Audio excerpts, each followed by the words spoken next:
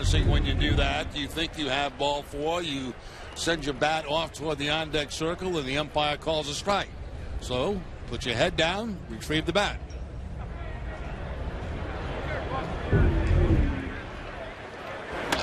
Line down the right field line, a fair ball just inside the line. Souza Jr. being waved around. The throw to the plate is going to be close, and he'll be in safely. Throw off line from right field. And Evan Longoria has an RBI here that puts the Rays on top 1-0. Only got a single out of that. Yeah, Longoria takes that fastball that's away, then just slaps it to the opposite field, just in fair territory down that right field line. It looked like it was going to be very close in home plate, but the throw just kind of died right there as it hit the grass, and not close at all at home plate. So the Tampa Bay Rays jump out to a very quick 1-0 lead. Longoria's 8th RBI of the spring. He's at first to a 2 down, and Joey Butler the batter. 16 spring training games, 7 for 27 so far during the spring.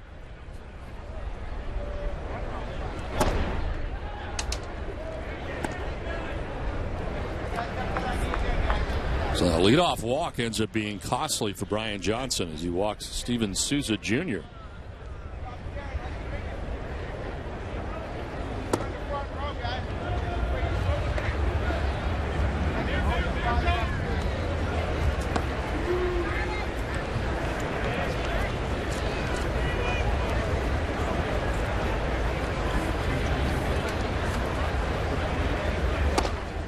In there for a strike, 3-1. It's 25 pitches now here in the top of the first inning for Brian Johnson. Johnson, a no-nonsense pitcher. He gets that ball. He's right back on the rubber, ready to throw. Line to center field, in for a base hit. Mookie Betts plays it on a hop, and the Rays have runners at first and second with 2 down.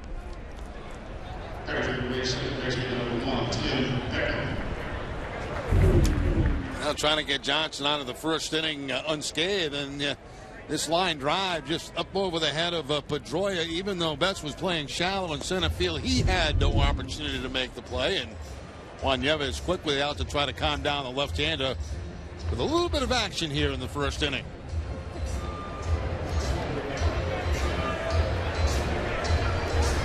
Two on, 2 down with a run in for Tampa Bay, and here comes Tim Beckham. Former first-round draft choice by the Rays. First overall in 2008. Last year got into 5 major league games as a September call-up, hitting at .429 in those 5 games. And let's take the breaking ball for strike 1. 6 for 35 during the spring for Beckham. 171 so far for Tampa Bay.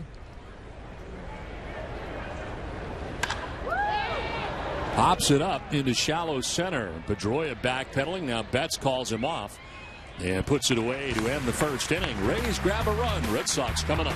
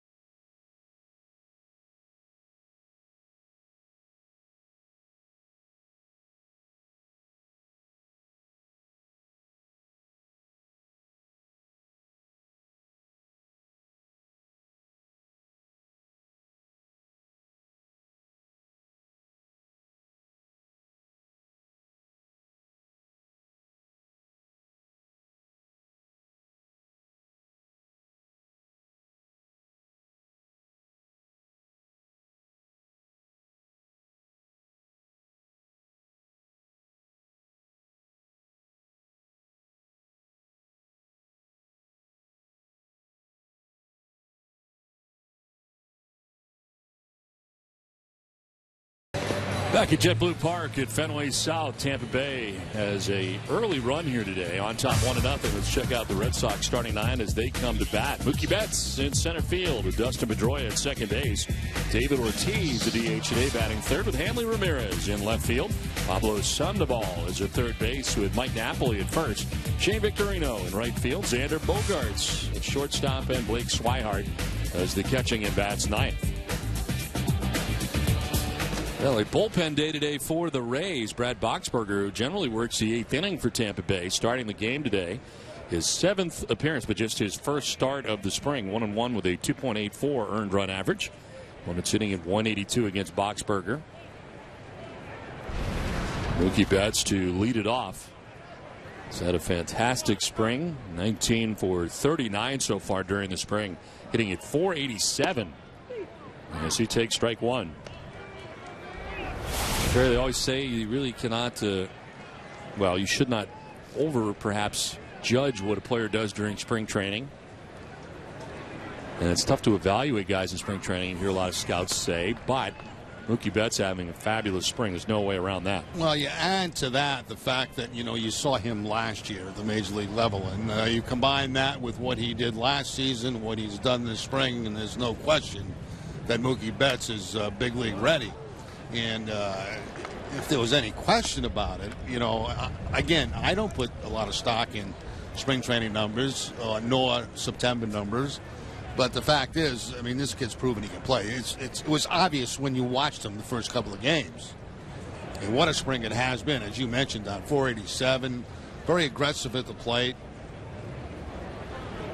We've talked about his defensive transformation to center field, and that has been better every day, it seems like. I mean, he's getting better jumps and seems to be settling in very well in center. Well, they actually told him they wanted him to play shallow here in spring training because they wanted him to get used to going back on fly balls. Longoria throwing on the run and in time to get Betts. Let's look at the Tampa Bay defense. Evan Longoria at third base, Jake Elmore the shortstop, Tim Beckham at second, Logan Forsythe at first. Left to right, Joey Butler, Kevin Kiermaier, and Steve Souza Jr. Rene Rivera doing the catching for Boxberger. One down for Dustin Pedroia. Great sight lines here at JetBlue Park. As Pedroia takes strike one. 11 for 39 so far during the spring. 14 games, hitting at 282.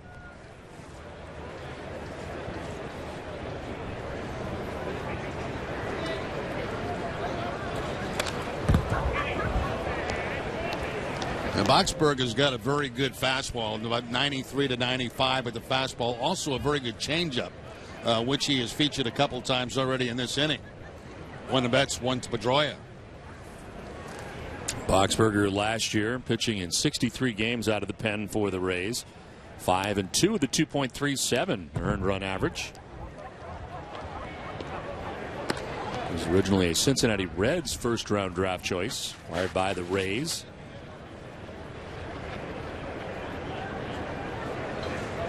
Along with Logan Forsythe in the deal that involved Alex Torres, the left-handed pitcher.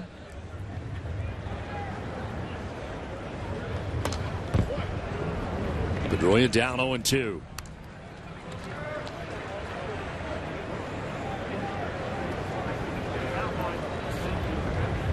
David Ortiz waiting on deck. There's David with the flu-like symptoms. Missed a lot of time during the spring, but as we've talked about many times, David does not feel like he needs much in the way of swings in spring training. In fact, 2013 did not play in spring training and went on to hit close to 500 in the month of April. There is strike three. Pedroia doesn't like it as he spins out of the box. Boxberger gets his first strikeout of the day. That looks like a pitch that Johnson was not getting in the first inning. That fastball away, and this one called a strike to Dustin Pedroia. Here's Big Poppy with two down in the first inning.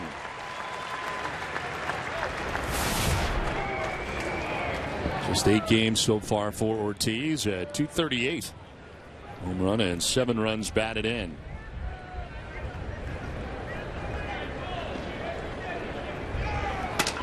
Broken bat. shallow center. Kiermaier coming in, and he'll get there to make the running catch. Sox go in order in the bottom of the first inning. It's 1-0 Tampa Bay.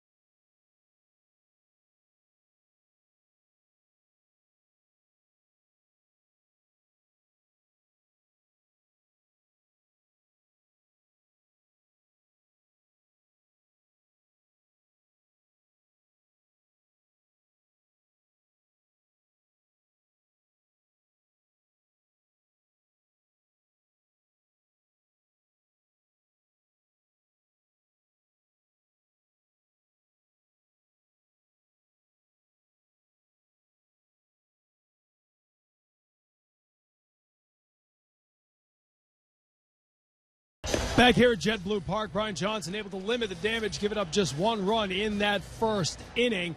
Tom Caron with you here, joining the broadcast today as a sideline reporter. Brian Johnson has opened a lot of eyes down here in Fort Myers coming into this game, holding opponents to a 184 batting average in his 5 appearances at spring training. In his first Major League camp, he has impressed manager John Farrell. It's our inside word presented by Bob's Discount Furniture. Yeah, there's more velocity than I anticipated, and the depth and sharpness to his breaking ball. So 2 really strong points. You read all the reports during a minor league season, and you get information on individuals, but then when you see it play against major league hitters, it certainly adds to his cause. Johnson, part of the rotational depth that the Sox are pretty excited about. Stephen Wright, who pitched yesterday, joining not only Johnson but Eduardo Rodriguez and Henry Owens as guys who can step in behind the top 5, and guys with the status of Joe Kelly still somewhat uncertain right now. They may need that depth sooner than later. Yeah, no doubt, Tom, as the Red Sox go into a shift here on the right side with Pablo Sandoval switching with Xander Bogaerts now on the right as Juan Francisco bats. Jerry, situation yesterday, Stephen Wright pitching well. He got into that 4th inning, had trouble in the 4th, but we've seen him as a viable option should Joe Kelly not be ready to begin the year. This is popped up. And incoming is Pedroia, makes the catch. Sandoval danced underneath it, but they ended up ducking out of the way. Pedroia called him off for the first out of the inning. Joe Kelly, I was talking with him briefly this morning about his injury status, and he says he's improving. There's no question about that. The question is, when will he be ready? And, it probably start the season, I would guess, unless things turn around incredibly fast for him here on the disabled list. And the Red Sox, I don't believe, need a 5th pitcher until somewhere around August. August? That's a long time. No, please, not August. No. The 4-man rotation. 4-man rotation. Until April 14th, somewhere in that area. So there is time. If it was August, that'd be quite a story. A liner to center that is going to drop down in front of Betts. Kevin Kiermaier has got good speed aboard here with 1 out in the inning. Yeah, sometimes you can go with 4 guys in April because of all the off days you have early on in the season. Yes. And usually rainouts and inclement weather. And part of the beginning of the year, the Red Sox have a couple of off days. They have one in Philadelphia as part of this first trip, and then one at home between Washington and the Baltimore series, and then one at the end of April. So 3 altogether.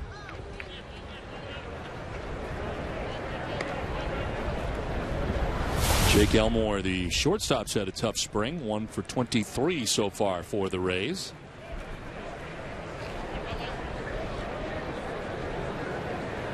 Good size lead at first for Kiermaier.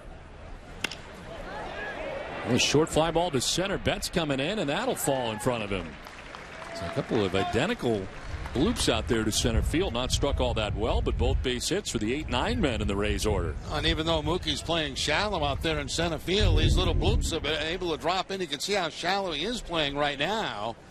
And this ball just off to his right. He charges as hard as he can, but can't get to it. And I was talking about earlier, Don, they want Betts to play shallow because they want him to practice going back on balls, getting jumps on fly balls and making reads, going to his right, going to his left, and, of course, straight over his head. So there's a reason that he is playing as shallow as he is. It's kind of a tryout type of thing in spring training to get work on other types of fly balls. We've seen a lot of guys who are uncomfortable with playing that shallow in center field and would rather come on than go back. And then we've seen the reverse. In fact, the Rays center fielder for a long time, B.J. Upton, generally would play a very shallow center field and like to go back on the ball.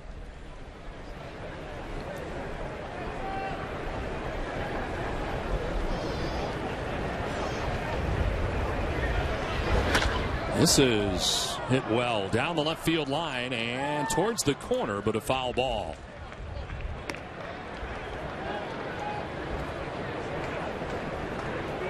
Going to find a youngster, and he does.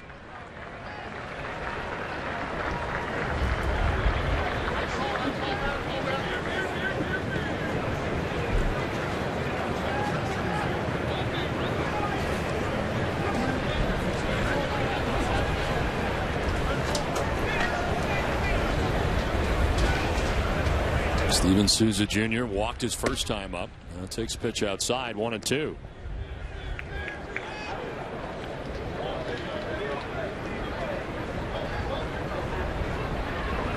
Kiermaier at second base, Elmore at first base. One out here in the second inning. Into shallow right towards the line for Shane Victorino. A long run, and he won't get there. Falls in fair. Throws to second, though, for a force out there. So the ball drops, but they're still able to get the runner at second base, and Jake Elmore had to wait. So it drops in fair ground and a force out at second. I mean, what is this, pop-up practice today? It's just crazy. First couple of innings, just a bunch of short pop-ups to the outfield. Pedroia going. He gets called off by Victorino. Victorino can't make the play, but he does have the presence of mind to go to second base and get the force play on Elmore. 9-6 on the force at second base, so Souza reaches on a fielder's choice as Kiermaier takes third now. And it brings up Rene Rivera.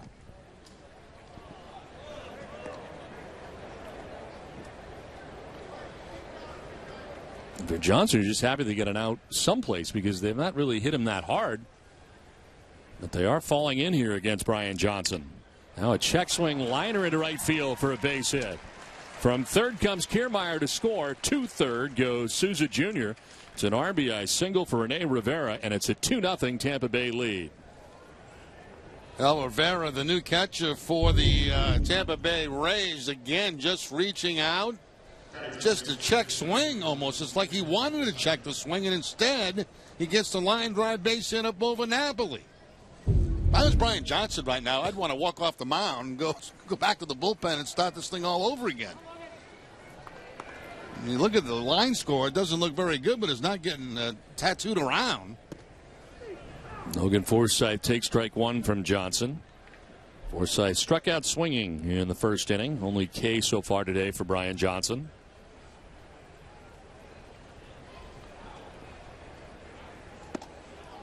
It's just an inning and a third deep, and now 44 pitches deep into his outing.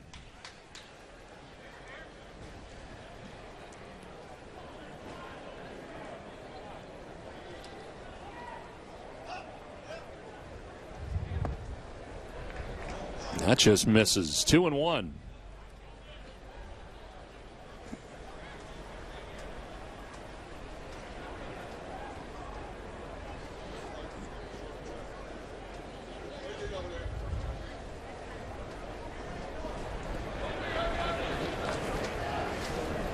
Forsythe trying to slow down Brian Johnson.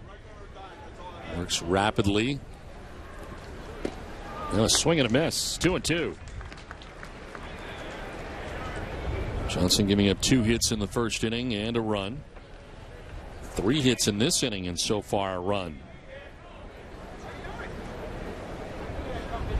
Souza at third, Rivera at first. And a foul to the screen. We'll do it again.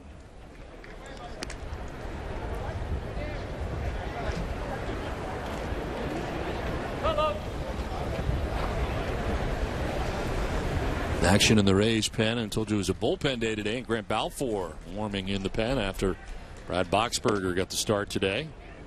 Had a 1-2-3 first inning. Balfour in his second stint with the Rays. Of course, going to Oakland in between.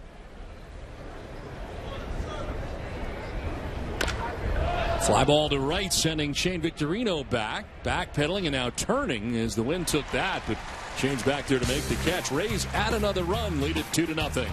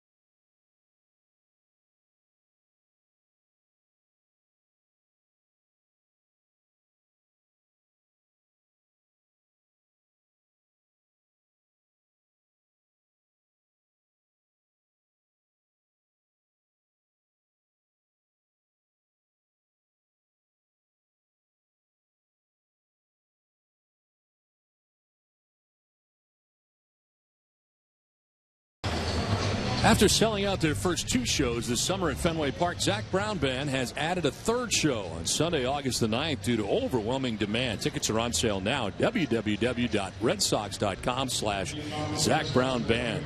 Be sure to get your tickets before it's too late. Wow, 3 nights. 3 nights. That's going to be a record at Fenway, right? I think so. I don't think anybody else has been there 3. Been a lot of dubs, but I don't think any trips. 2-0 Tampa Bay on top of the Red Sox. We head to the bottom of the 2nd inning. And Grant Balfour into the game here for the Rays. 3rd appearance of the spring, a 4.50 earned run average. Opponent sitting at 143 against the former closer. Balfour returning to the Rays last year. Born in Sydney, Australia. Had 38 saves with the Oakland A's in his final year in Oakland, 2013. Started the year last year as the Rays closer. Ended up saving 12 games for Tampa Bay. Hanley Ramirez leading it off here in the bottom of the 2nd inning. 11 for 38 so far during the spring.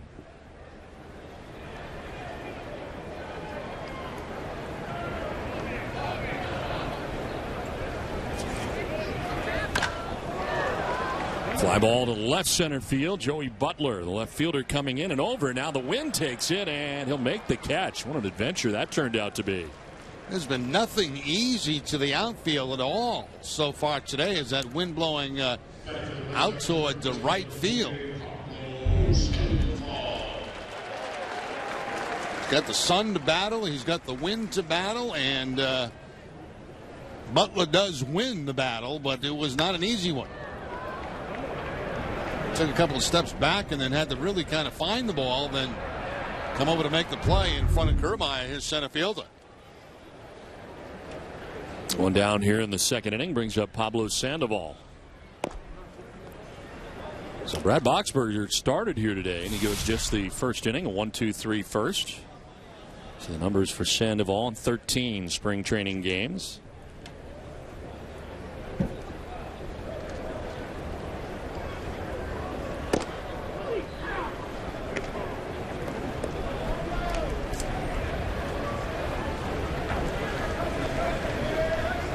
Now less than a week to go in spring training for the Red Sox.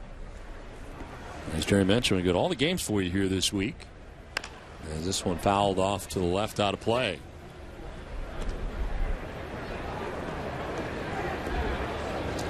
Only exception to that would be on Thursday, and they had to give us Thursday off because we got to pack up. Right, we got to send the stuff back. We got to send back to Boston. We got to pack to go to Philly and New York.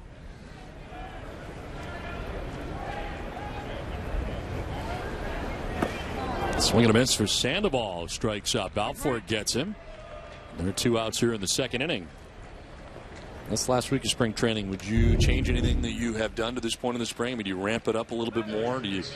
Yeah, it's the same thing every year with every player. You want to feel good going into the season. Now, that doesn't mean you're going to start the season well or you're going to start it poorly. You could have a terrible spring, go in and get 3 hits on opening day, and you feel great. But in the player's frame of mind, they always want to have a good final week. They want to feel comfortable at the plate, make good, solid contact.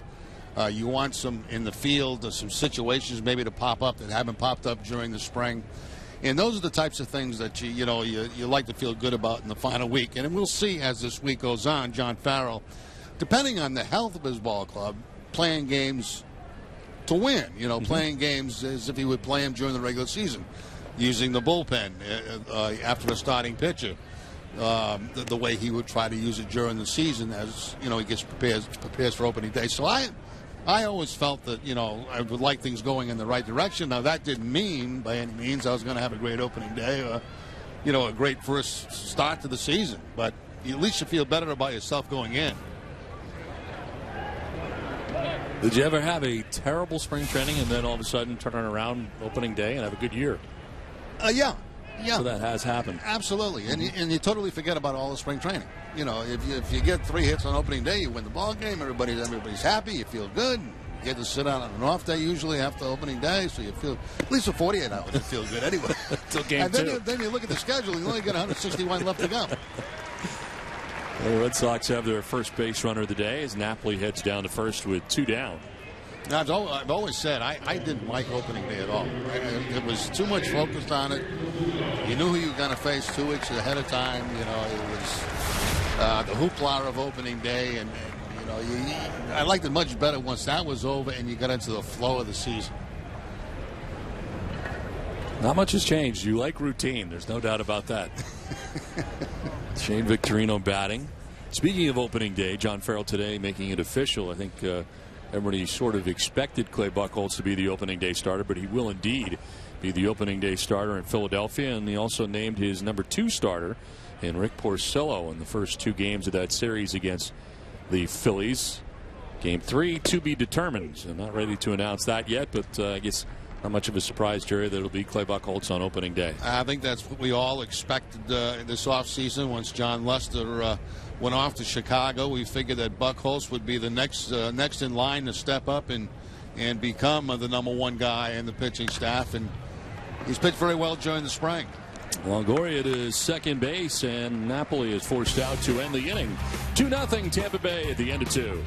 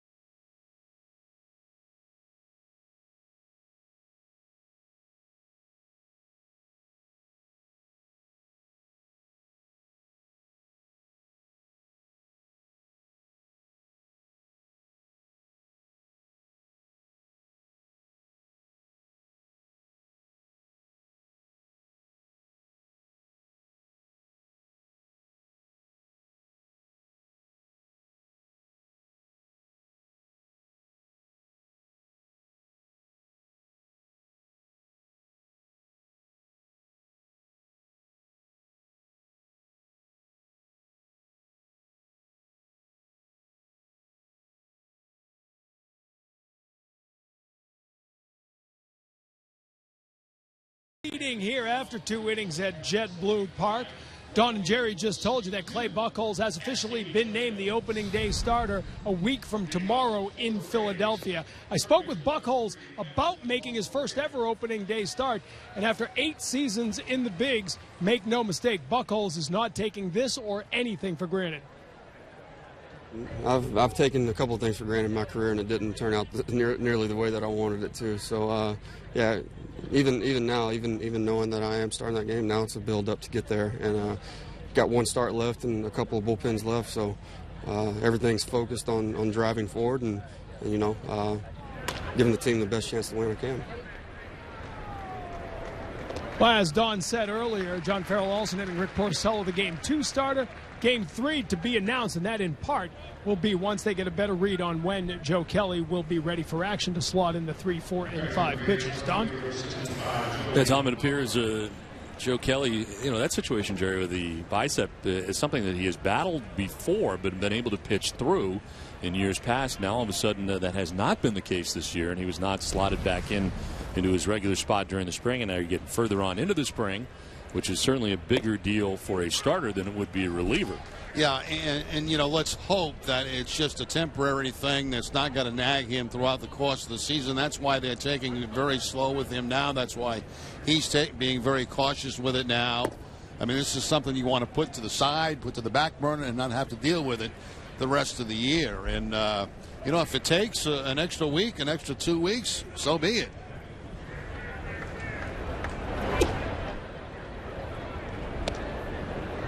Joey Butler batting with 1 out. He singled in the first inning. It's one of 5 Tampa Bay hits in the game. A swing and a miss into the count at 2-2.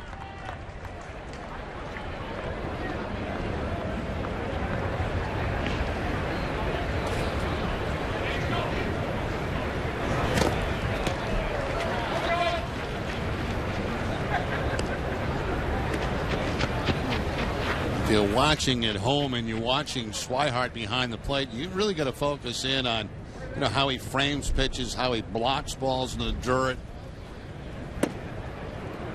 Those are the kind of things that the staff is looking at right now. I mean, you know, I think they're very, very comfortable with his offense. It's the defense that they feel may need a little bit more work. Well, the breaking ball missing up top. Second walk allowed by Brian Johnson today. He's giving him nothing behind the plate, is he? No. Really not. Especially up. So 2 walks allowed by Johnson. Second time Butler has been on. Tim Timmons has the plate today. Here's Tim Beckham. Popped out to second base in the first inning, 0 for 1.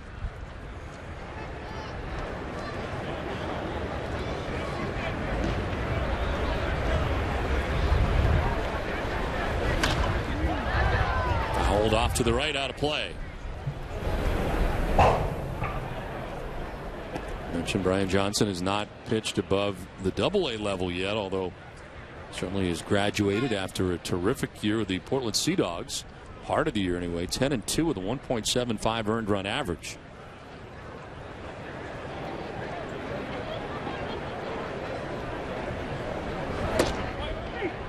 Strike 2.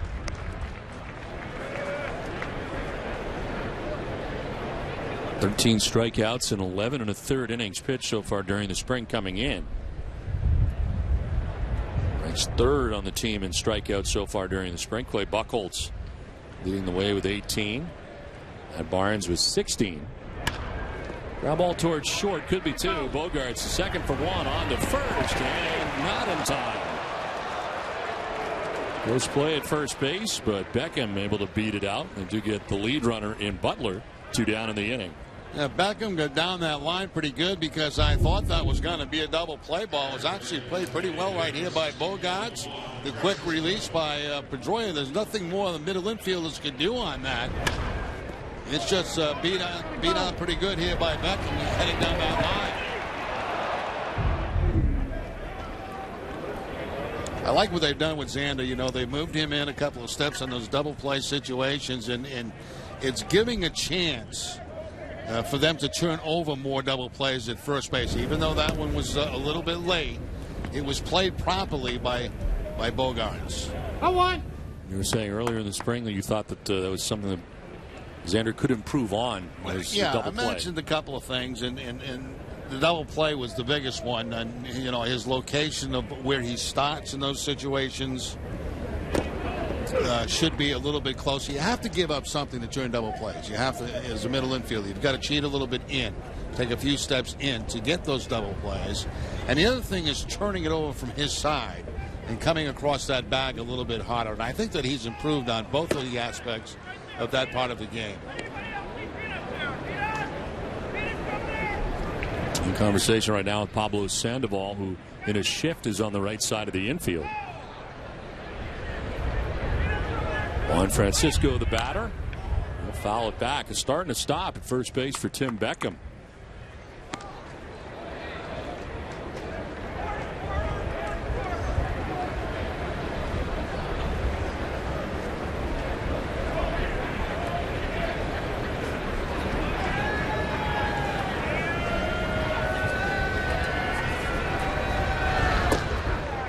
On the outside corner for strike 3.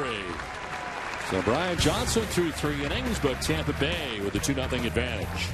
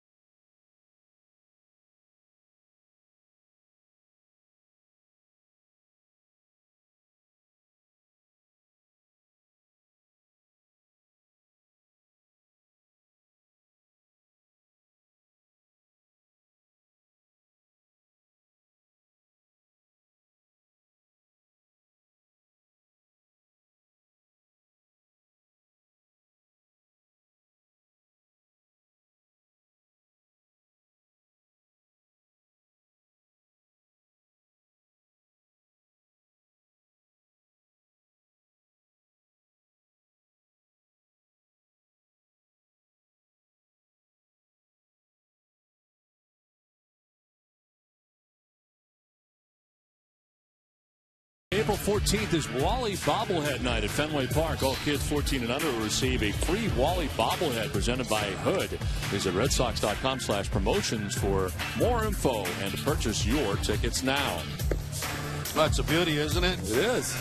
Really nice. I mean, we got to get. I think the head's going to get a little looser. We got to loosen it up a little bit so bobbles more. Very strong neck. Yeah, Wally. That's thick. But that's well done, though, I would say. Yeah, very nice item to be giving away. Very close. I mean, you actually had the real one out here earlier that you carry in your bag. Very, very similar. They did a very good job. Yeah, they did. I'll get the other one out. You're a Wally that is really better than really nasty. Coming up on 20 years old, probably. Yeah, it's getting there. Yeah, but as you can see, I mean, it's very, very similar. And one thing you might notice that Wally has done throughout the years is he has added some Wayne Newton type eyebrows up there. But, very nice job. They really did a good job. Besides the eye moss, that's the only difference. And your Wally has less beans every year, it seems like. He's in pretty rough shape. As you can see, his pants are torn, and he's gone through a lot in this bag. Living in your bag is no great place to live. No. Xander Bogaerts leading it off and taking a pitch outside. New pitcher for Tampa Bay, their third of the day already. Ernesto Frieri. 6 games, a record of 4.26 earned run average.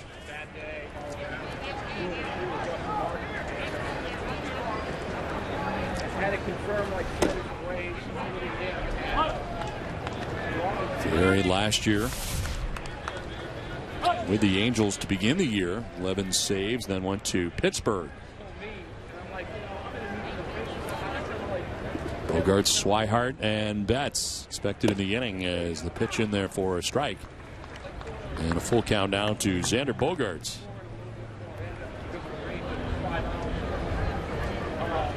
Friere breaking into the big leagues with the Padres in 2009 and 37 saves for the Angels in 2013. It was his best year as a closer. And a leadoff walk for Xander Bogaerts. One thing Bogaerts has been doing quite a bit this spring is walking. That's his 7th walk of the spring to go along with 5 strikeouts. Batting average not high at .229. He's been a little bit jumpy at the plate at times.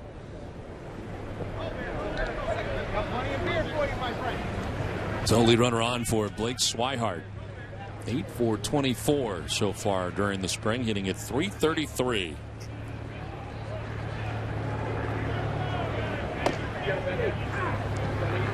First round pick, 26th overall in 2011. He's 23 years old. Born in Bedford, Texas. Resides in Rio Rancho, New Mexico during the offseason. It's his 2nd Major League spring training for him.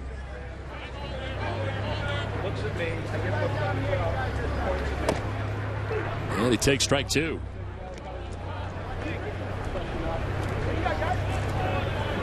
Swihart last year splitting the year between Portland and Pawtucket. Mostly in Portland, where he hit at .300 in 92 games for the Sea Dogs.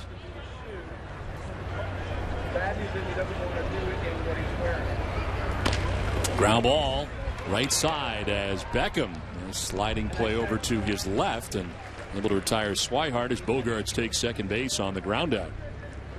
A jam shot that time and not hit very hard. It looked like it might have had the hole between first and second, but as I said, not hit very hard. And Beckham, who's already shown his good speed, now shows his good range by getting over to make that play and record the out at first base. One down, Bogaerts in scoring position at second base. Back up top for Mookie Betts. Grounded out to third base in the first inning.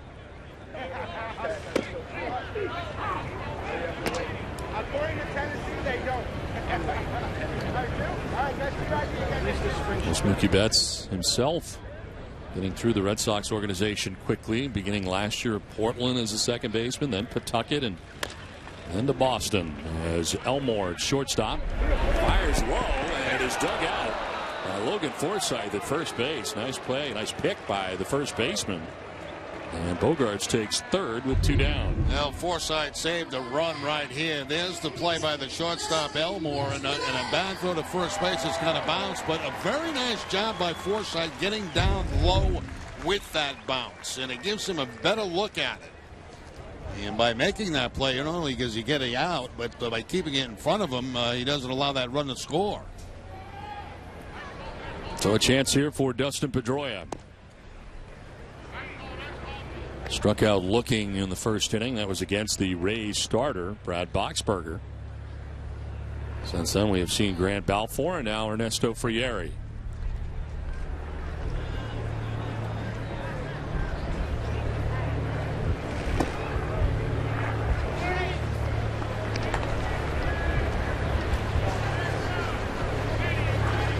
David Ortiz on deck. There are 2 outs here in the bottom of the 3rd inning.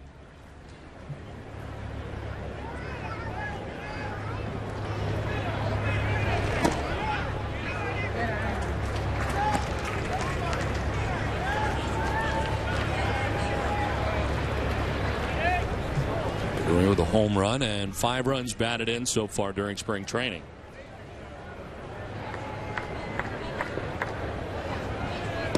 He's taken all the way and takes strike 1.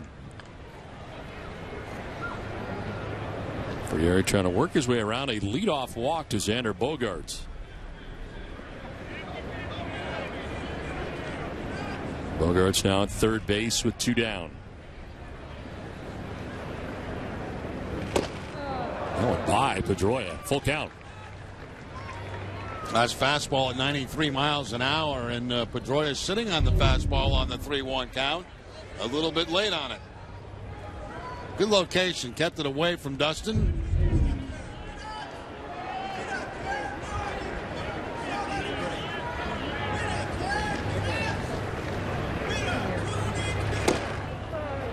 just off the plate, and down to first base goes Pedroia. Second walk allowed by Frieri. And Dustin wasn't sure on that one because he got called out on a similar pitch back in the first inning. So again, they go fastball away from Pedroia, and a slight hesitation until ball 4 was called. So Frieri has walked 2. Rays pitching, walking 3 so far here in 2 2/3 innings. And there's David Ortiz.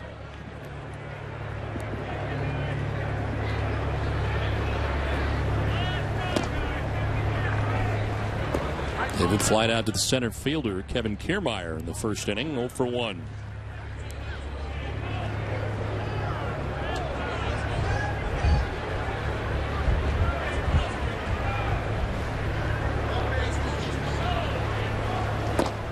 Staying outside again, 2-0. Yeah, Bogarts can really get way down that line at third base. They have nobody at third base. They have the shift on Ortiz. And, of course, Frieri working out of the set position because of that. But any ball that gets slightly away from the catcher, Bogarts should be able to score.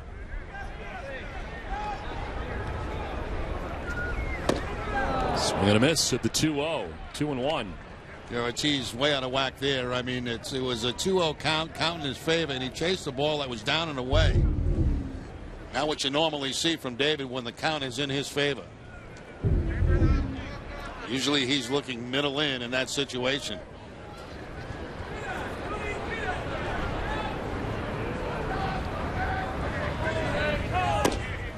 Downstairs for ball 3.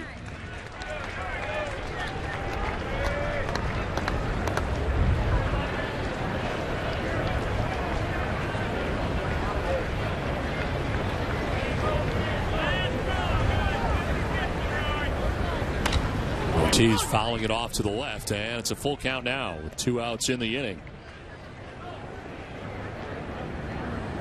No fastball that time on the 3-1 count. A changeup to Ortiz. Get it.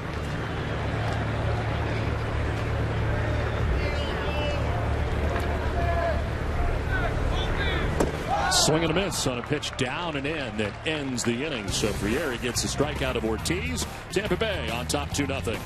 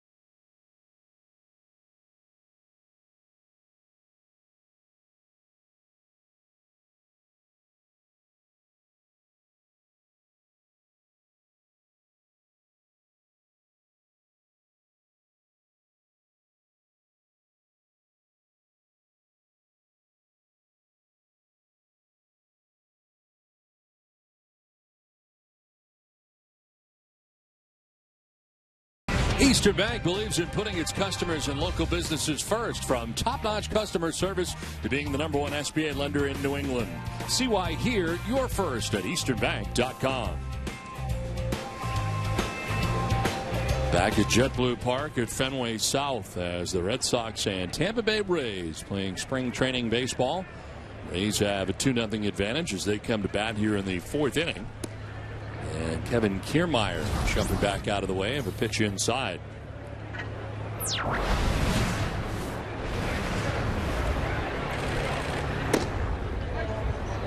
Brian Johnson working the first 3 innings of this game. He made a run in the first, a run in the second. Now a fly ball out to right field has Victorino moving over. And the wind will push it back towards the infield as he makes the catch for the first out of the inning. Calling all kids for the first time ever. You can join Red Sox Kid Nation for free and get access to free kids tickets to the 2015 Red Sox games. Sign up and redeem your tickets today while supplies last. Lots of kids here at JetBlue Park today, as there have been all spring, and great crowds all spring. The berm, a great area to hang out here.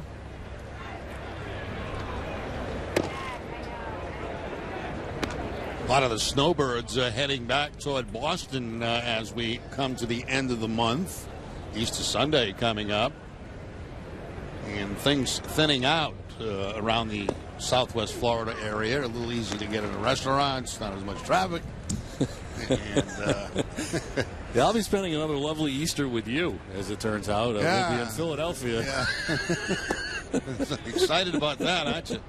Not quite as far away as the one we spent in Japan, but we were together again for Easter. Was it Easter in Japan? Yes. Was it really? Yeah. In 2008. On the ground, and a fair ball inside the bag at third. It's off the box seats, and running it down is Bogarts. He'll throw to second base, but late, as in safely is Jake Elmore. Elmore, who struggled all spring training, 2 hits, 2 for 2 in this game, a single, now the double. Ball not exactly crushed, but excellent location. You can see off the bag is Sandoval, and he gets it by him, bounces off the wall, and it took Bogarts a while to track that down. Couldn't get much on the throw. And Elmore in the second base in scoring position. Well, he'll have to take me out for a nice, ham dinner or something on Easter Sunday in Philly. In Philadelphia. We have 2 days off, I believe, in Philadelphia. The Sunday, which will be a workout day for the Red Sox, and then after opening day, there's another day off mixed in there in Philadelphia. Right. It'll be different, opening in a National League ballpark. And of course, the home opening series is also against a National League team, the Washington Nationals. And they'll be bringing some pitching into town with them, won't they? Yes, they will.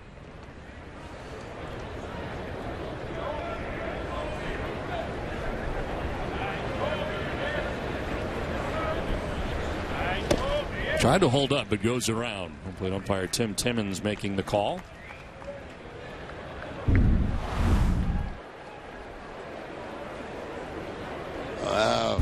No question, that was a swing.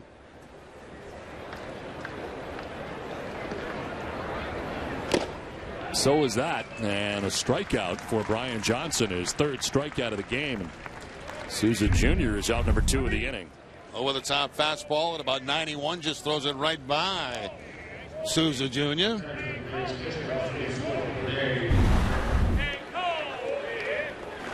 Two down, Elmore at second base, and Rene Rivera coming up.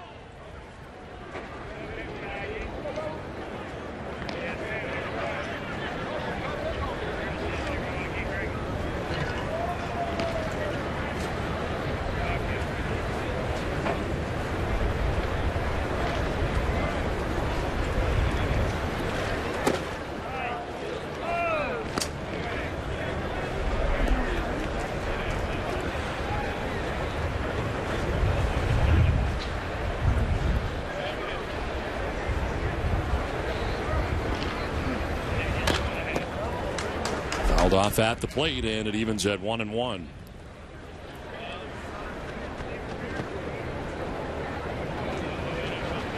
They're batting now. Logan Forsythe waiting on deck here for Tampa Bay. He's getting a run in the first, a run in the second. Now batting here in the 4th. On top 2-0. Dahlia Hinojosa in the pen for Boston. As Brian Johnson has gone 3 2/3 so far. And trying to get to Rene Rivera here to end the top of the 4th inning.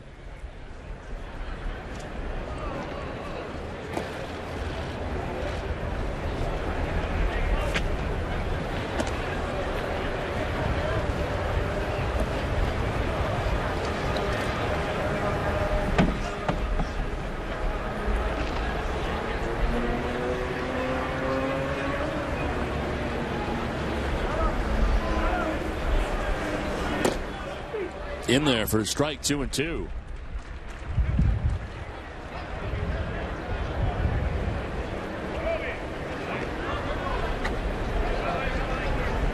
Lead at second for Jake Elmore.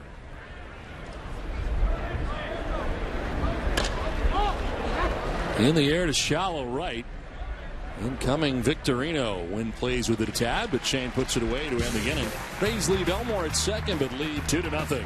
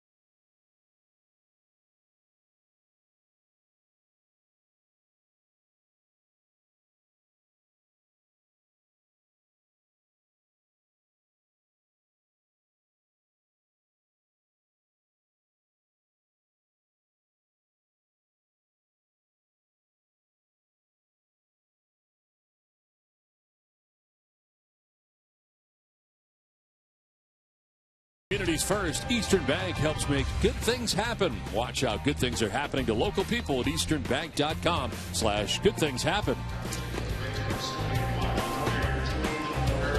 Last half of the fourth inning, 2-0 Tampa Bay on top of Boston. Hanley Ramirez coming up. And I know you had mentioned a few times earlier this spring that Hanley Ramirez reminds a little bit of Manny Ramirez. He does. You know, his swing very, very similar. There are some differences in it, but for the most part, when you take a look at Manny, you can see that his hands start a little bit lower than Hanley, who's on the right. But the balance about the same. You know, a lot of weight on that back foot. You'll see the leg kick as we roll the tape. They both kick their legs up high. And look at the follow-through. Follow-through almost identical to Manny Ramirez. And the results there just about identical, too, with home runs. You recall that when Hanley Ramirez was here with the Red Sox, spent a lot of time with Manny Ramirez. Yeah, and I think that's where he picked up a lot of his basic, very young, tips from Manny as far as hitting goes. Hanley leads it off and takes a pitch inside. Dealing with the new pitcher here for Tampa Bay. Fourth pitcher in 4 innings on a bullpen day here for the Rays as Jordan Alberto is into the game. Ernesto Frieri working the 3rd inning. Ramirez fouls this off down the right field line. Alberto in here for the Rays, his 8th appearance of the spring, 1-0 with a 4.91 earned run average. Frieri worked the 3rd inning, going an inning, allowing no hits, no runs. He did walk 2 and struck out a batter.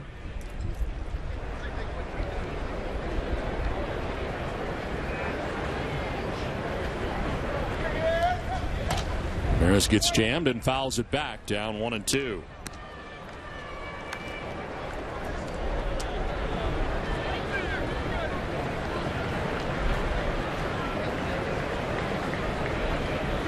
Ramirez last year with 13 home runs, 71 runs driven in, and 128 games with the Dodgers. 3 seasons with Los Angeles.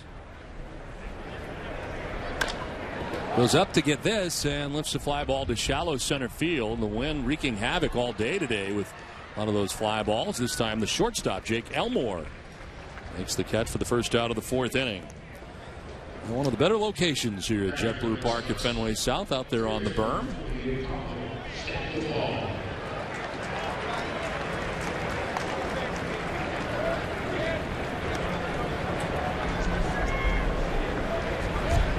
Say this has been a fantastic spring weather-wise in Southwest Florida. It really has. When they first got down here in February, it was kind of chilly, windy. But since I've been here, which was March 2nd, it has been absolutely beautiful. Mid-80s. Yeah, every day, every day. In the dirt, and the count's 1-1.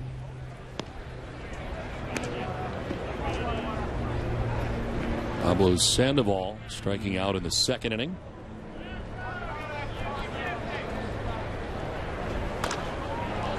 Pops it up, foul ground. Rivera will go as far as he can, the catcher, but it's back into the seats.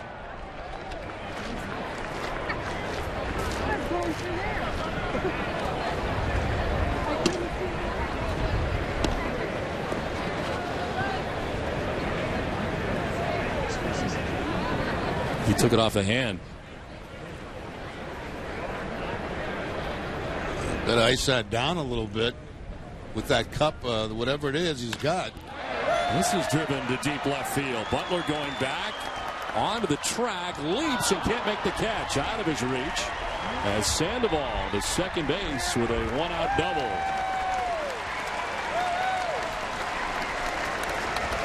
It looked like when Sandoval made contact, it had enough to get out of the ballpark. That fastball down and in on Pablo, and it was hit long and it was hit high. But it was knocked down by the wind. I think Sandoval thought he had a home run when he made contact, but the wind just knocks it down and puts it right off the wall just over the head of Butler. So that is the first hit of the day for the Red Sox. A double for Pablo Sandoval, and it brings up Mike Napoli. Napoli with a walk in the second inning. Red Sox being out hit in the game 6-1 so far. Although the Rays have handed out 3 base on balls so far in the game.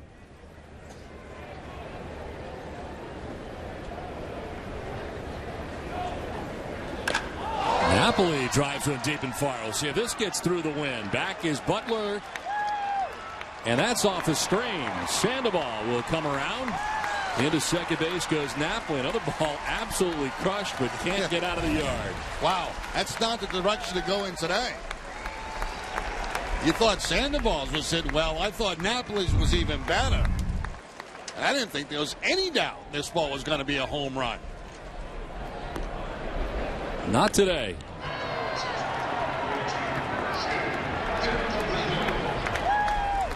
High off that left field wall. Sandoval comes around to score. 2-1 ball game. Napoli in scoring position. There's that breeze again. Knocking 2 fly balls down this inning. Red Sox on the board for the first time today. And here's Shane Victorino with a chance to do more damage. Takes the high strike call.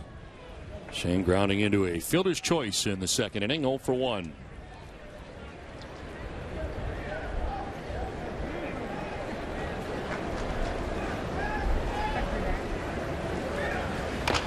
Back to the mound and over the glove of Norberto, but from second base comes Tim Beckham, who has shown pretty good range in this game, and he's able to get the out of first base of Victorino as Napoli takes third.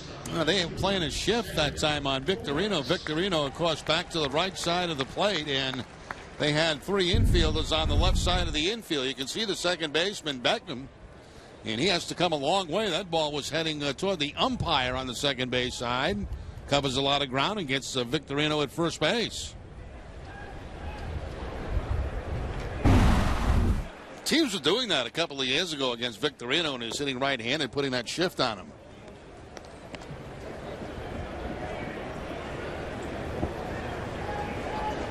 And doing it here again against Xander Bogaerts.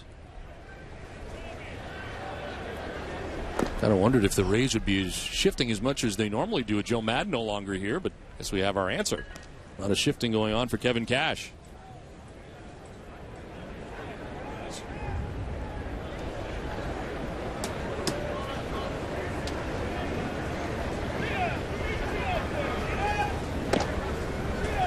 A little bit high for ball 3, 3-0.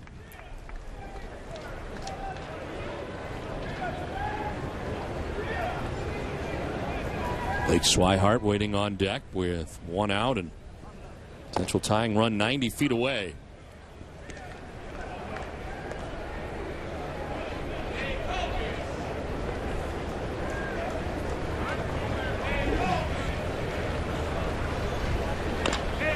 Well, dribbler down the first baseline. Norberto is going to go to first base underhanded and is able to get it there in time to end the inning. So Bogart's retired. Red Sox get a run after 4. Tampa Bay on top 2-1.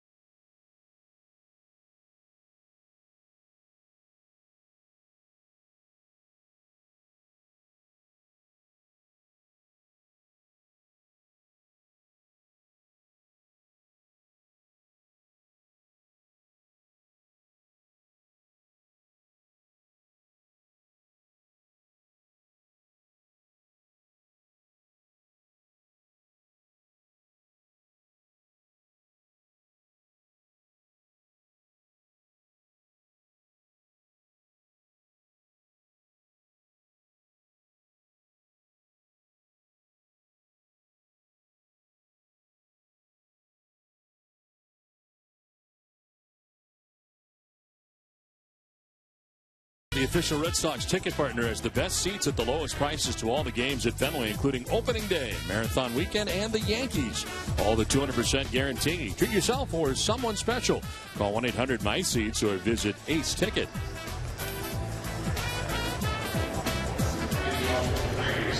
Back at JetBlue Park at Fenway South. Tampa Bay on top 2-1. Some changes for the Red Sox. Alan Craig has taken over at first base for Mike Napoli defensively. And Dalir Hinojosa into the game for Boston. His 7th appearance, 0-1 with an 8.31 earned run average. 7 strikeouts, 2 walks, and opponents hitting at 278 during the spring.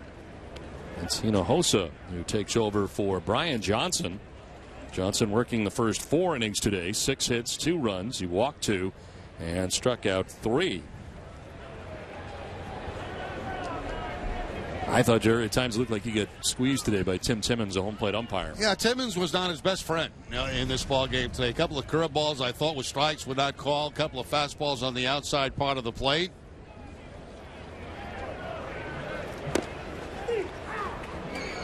Logan Forsythe leading it off for Tampa Bay.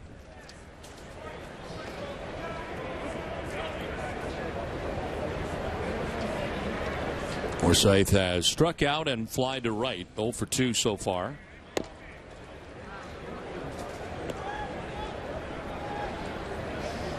Hinojosa from Cuba resides in Miami, Florida. Signed as an international free agent in October of 2013. There's a fly ball to right. Victorino makes his way back for the first out of the 5th inning.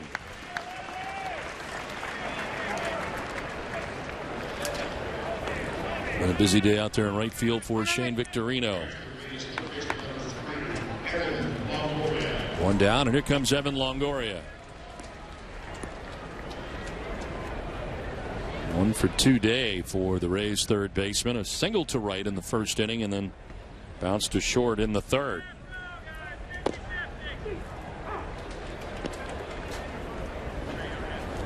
Hinojosa making his debut in the United States last year, working out of the bullpen for the Pawtucket Red Sox. As the International League champions. Led the Paw Sox in relief innings, 61 2/3 innings out of the Pawtucket bullpen. And he's second on the staff in games with 41. Opponents hit only at 183 against him in the International League a year ago.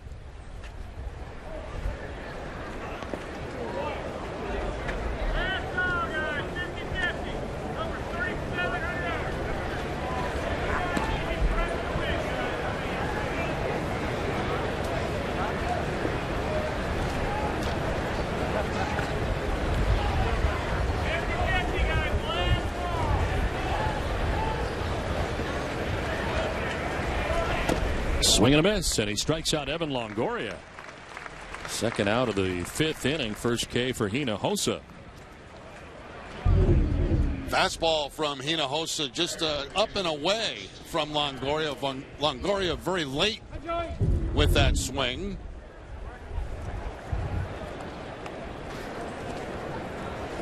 Two down here in the 5th inning for Joey Butler. Rays left fielder's been on twice, a single to center and a walk.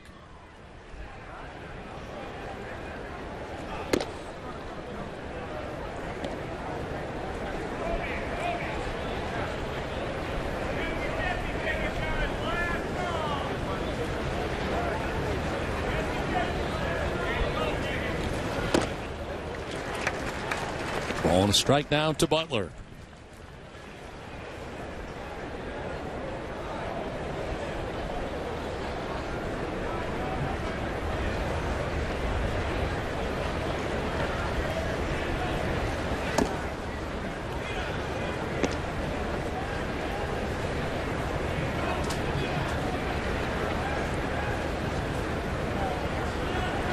Four in a row retired by Red Sox pitching as Brian Johnson retired the last two he faced in the 4th inning before departing.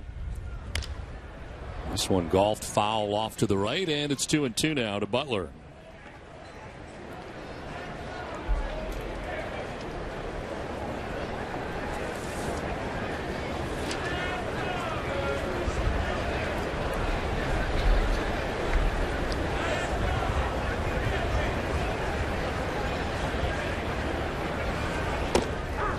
Strike 3 call.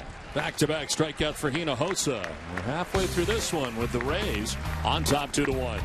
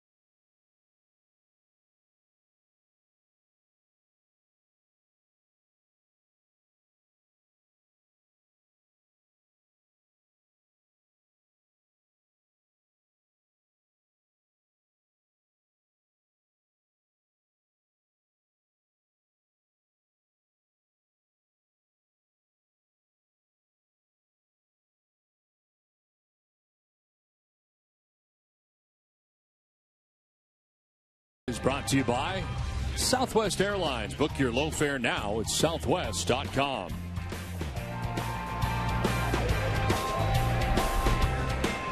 Not a cloud in the sky today, but windy here today at JetBlue Park as we play on to the bottom of the 5th inning. With Tampa Bay on top of Boston 2-1.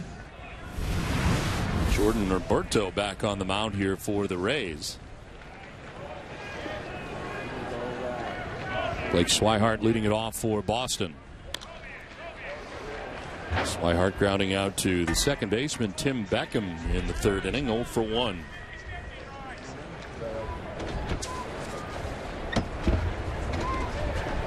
See that? Microphone because. Chopped to 3rd, picked on the half-hop by Longoria. A nice running play for the first out here at the bottom of the 5th inning. I don't know if Hinojosa is going to come back in this ball game. Last inning, in one of the pitches, looks like he tweaked his side, maybe an oblique. As you can see him follow through, then kind of stretch out and grab something on his side. And talking in the dugout with Juan Nieves and John Farrell, so we'll have to see if he comes back out.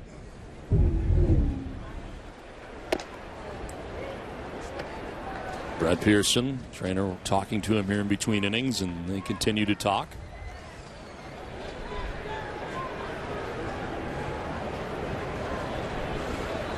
Mookie Betts waiting on a 1-0. Back towards the mound slowly. Norberto spins and fires in time to get Mookie Betts 2 down.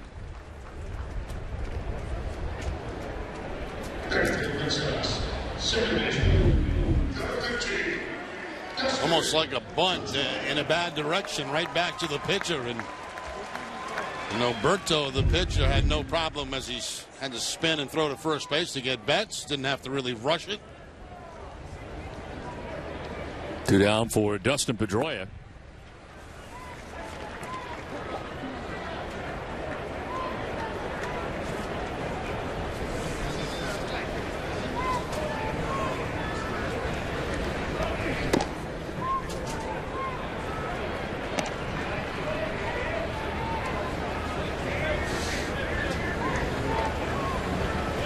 Nobody currently warming in the Red Sox pen at the moment.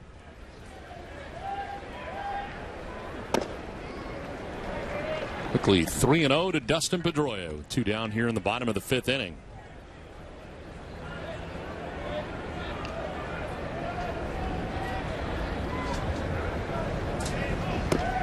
There's a strike, 3-1. Pedroia taking all the way.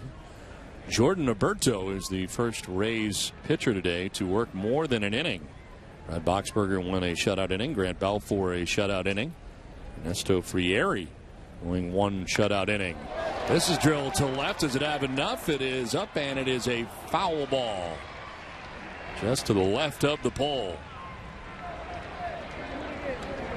Well, the Red Sox have been playing Pepper with that left field wall. Sandoval, Napoli, down Pedroia heading down in that direction, and just in foul territory.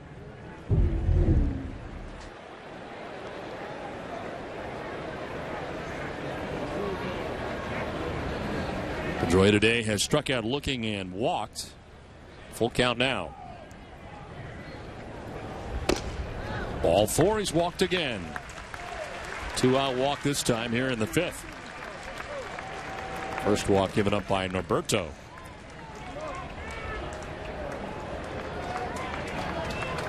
Chance here for David Ortiz. Red Sox DH 0 for 2 today. Flying out to center in the 1st, striking out swinging in the 3rd.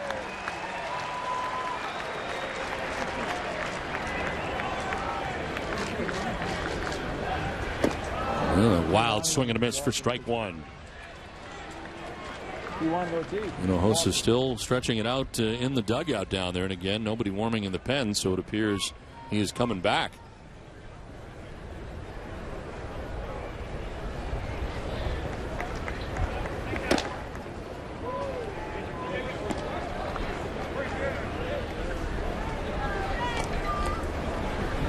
Shift on here for Ortiz. You get Tim Beckham ducked back into short right field. Second baseman for Tampa Bay.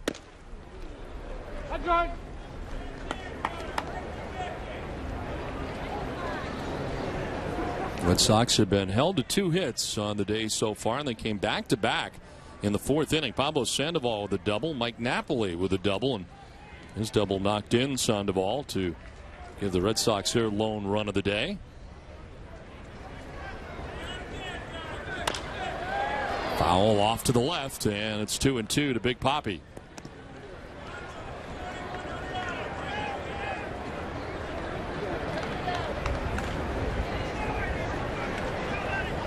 Tampa Bay pitching, however, today has walked 4 Red Sox batters, and most recently the guy at first base.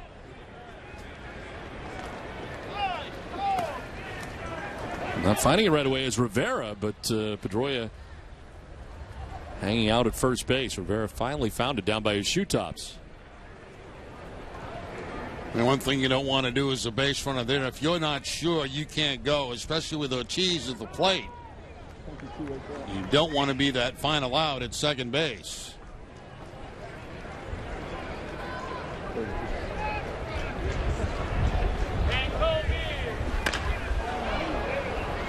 Grounded foul, will do it again, 3-2.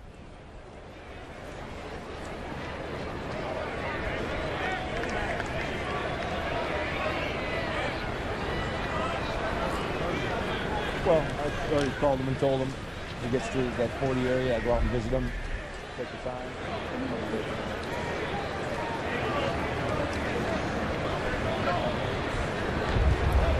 Full count to Big Papi with Dustin Pedroia at first base and 2 down.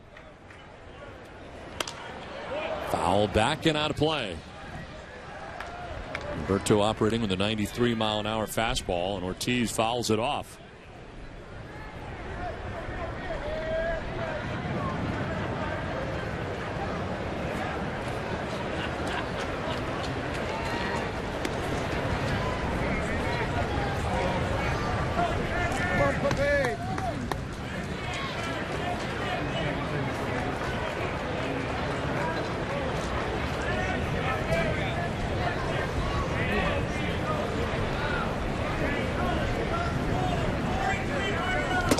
Swing and a miss. Ortiz goes around.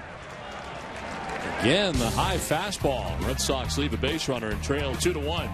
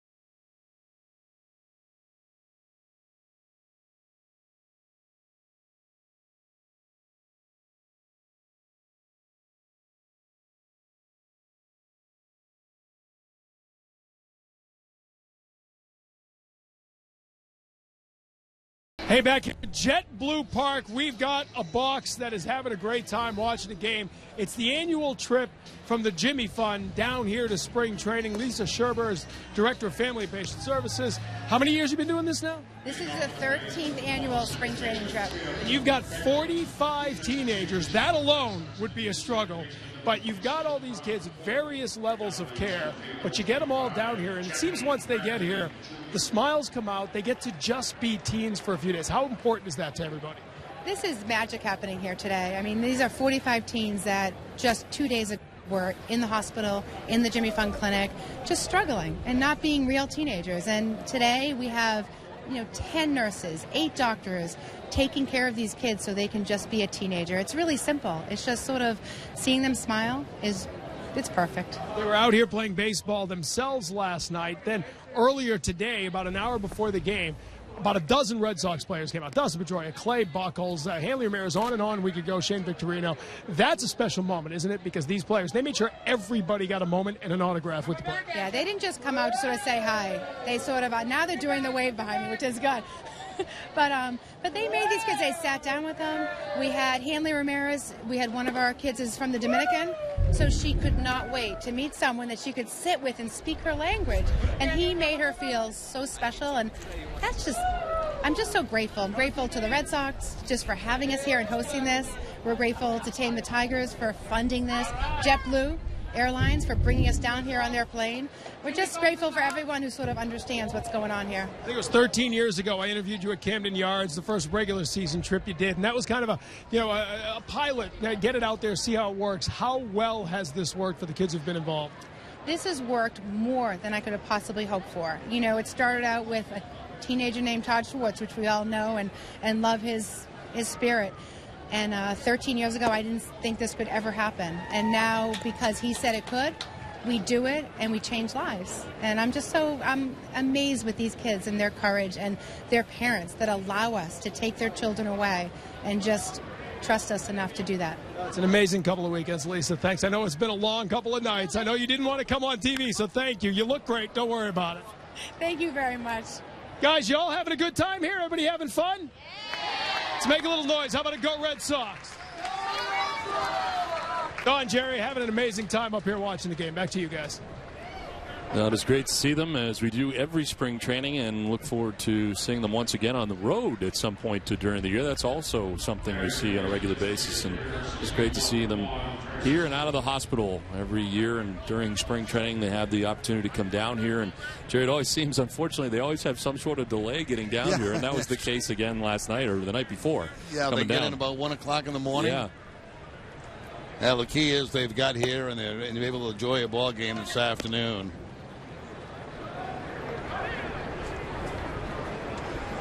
Now one out here in the 6th inning, as flying out was Tim Beckham to begin the inning. Juan Francisco Hinojosa back out there again, and a couple of times has grabbed his side again. So I don't think he's 100% here, but trying to get through this outing.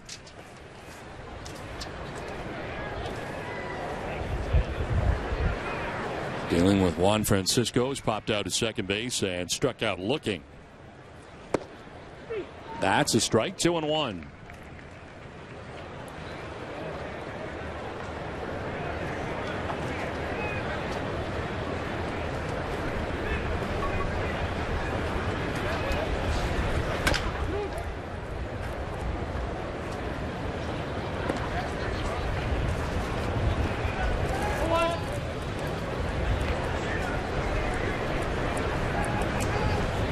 Francisco last year with Toronto, was briefly with the Red Sox during the offseason.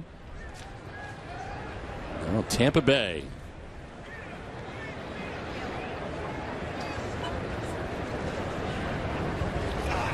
And a swing and a miss. Hinojosa able to pick up his 3rd K. 2 down here in the 6th inning. Help strike out cancer with Rally for the Jimmy Fund, presented by Next Step Living. All you have to do is start a team at your workplace or school, make a gift of $5 or more, and you can wear your Sox gear to work on Fenway opening day, Monday, April 13th. You can win Red Sox tickets or even a visit from a player. Register today at rallyforthejimmyfund.org.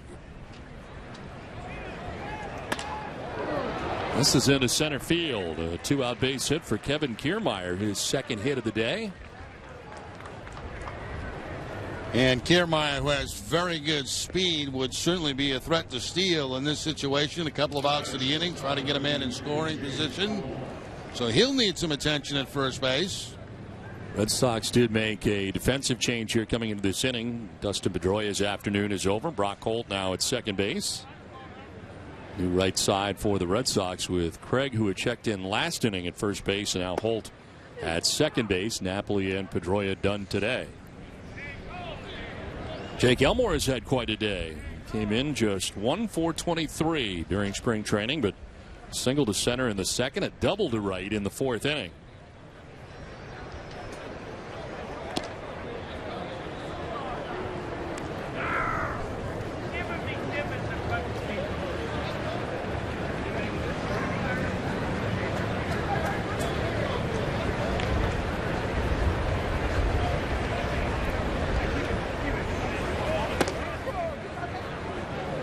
I'd actually like to see him go right here and see Swihart, see how he makes the throw to second base.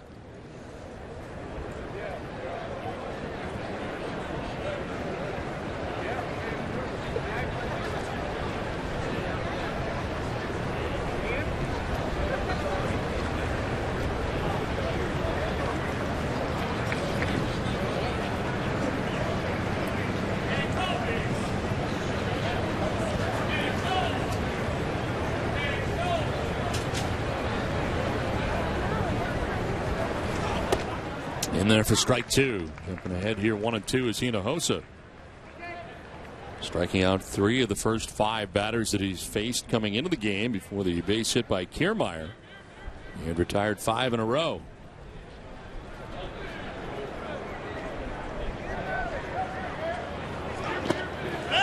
Outside and jumping up was Swihart, bluffing a throw to first base, grabbing the attention of Kiermaier, getting back to the bag.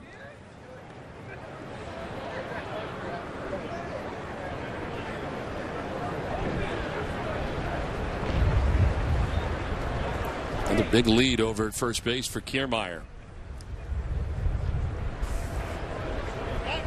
Noticing was Hinojosa, and a relatively close play at first base. A very quick feat by Hinojosa that time on his pivot over to first base to attempt that pickoff. A lot of weight on that right leg for Kiermaier, like he might have been going. Another check, and again close. This one a little closer. Yeah, I think he wants to go. You could see a little flinch towards second base and then had to quickly get back. You can see that weight on that right foot, which is usually an indication that they're trying to run.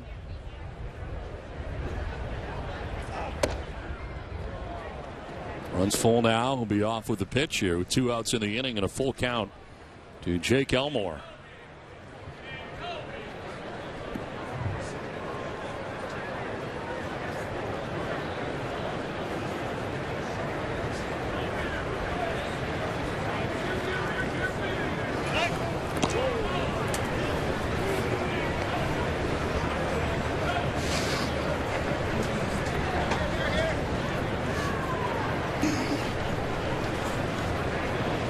Hinojosa was able to get Beckham to fly out to left. Francisco struck out swinging.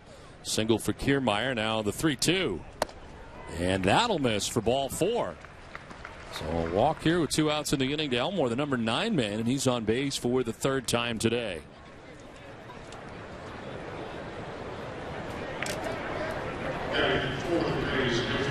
Two on, 2 outs, and Steven Souza Jr. coming up.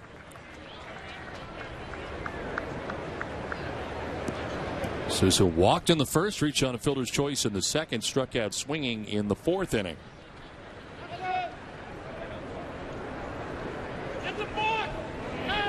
And a balk has been charged. So the runners move along. Kiermaier to 3rd, Elmore to 2nd. Start and stop that time. There'll be a flinch. And of course, anytime a pitcher does that from the rubber, it is a balk. You'll see the flinch coming up right about there, as there was a little bit of movement toward home plate, and 2 men move into scoring position. Once you come into that set position, you any movement has to be completed toward home plate.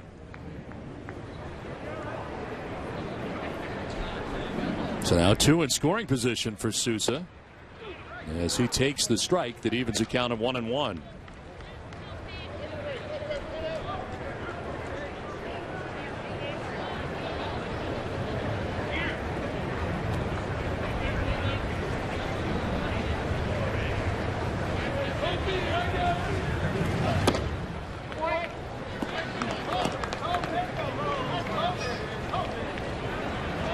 Good start to the inning for Hinojosa with the fly out and the strikeout, but a single, a walk, and a balk. The runners at 2nd and 3rd with 2 down. Now behind Souza, 2-1.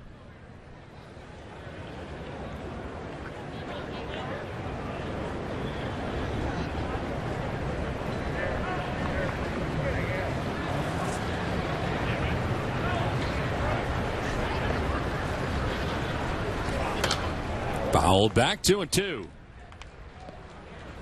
Brian Johnson started the game today for Boston, going the first 4 innings, giving up 6 hits and the 2 runs the Rays have so far. He walked 2 and struck out 3.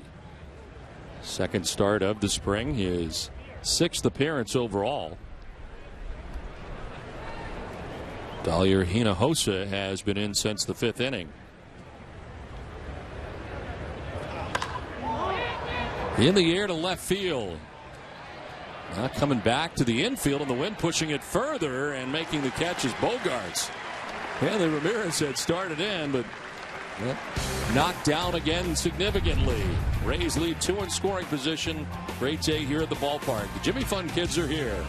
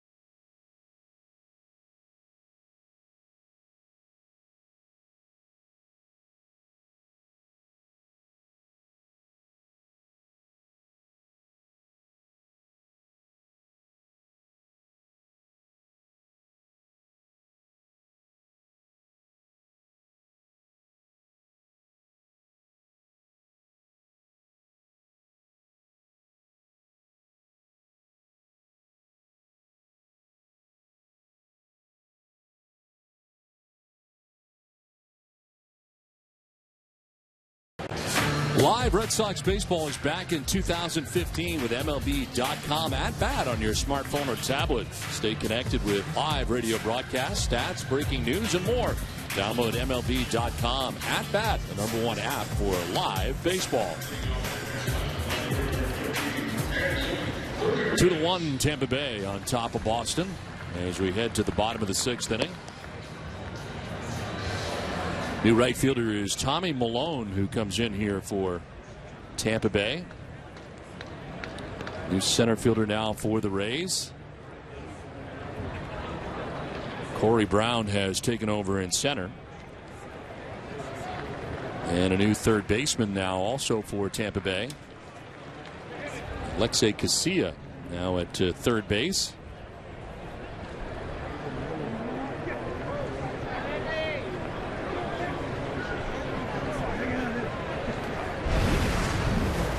Hanley Ramirez leading it off for Boston. New Rays pitcher Kirby Yates.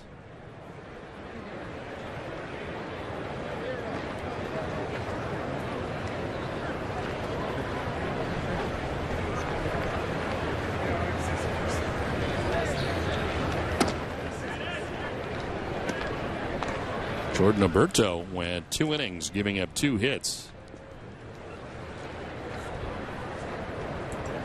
Wow, the only run the Red Sox have. Walked a batter, struck out a batter. Now Kirby Yates, the 5th pitcher, used by Kevin Cash in the game for Tampa Bay.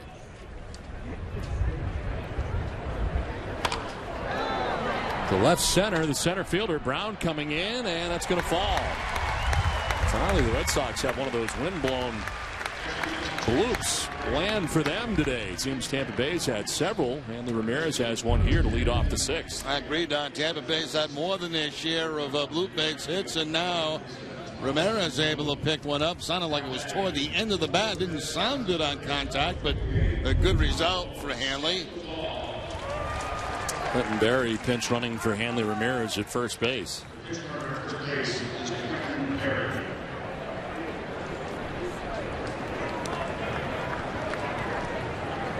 So with Berry at first, nobody out. Pablo Sandoval, the batter.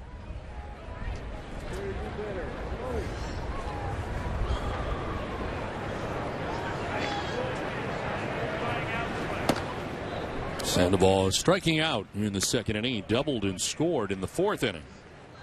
The Sox have been held to just 3 hits today by Tampa Bay pitching.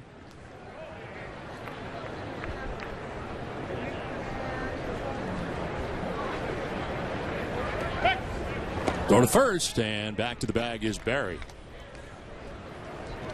Alexander Simon holding on Berry at first. Pretty good sized lead there by Quentin Berry. He's able to dive and get back in.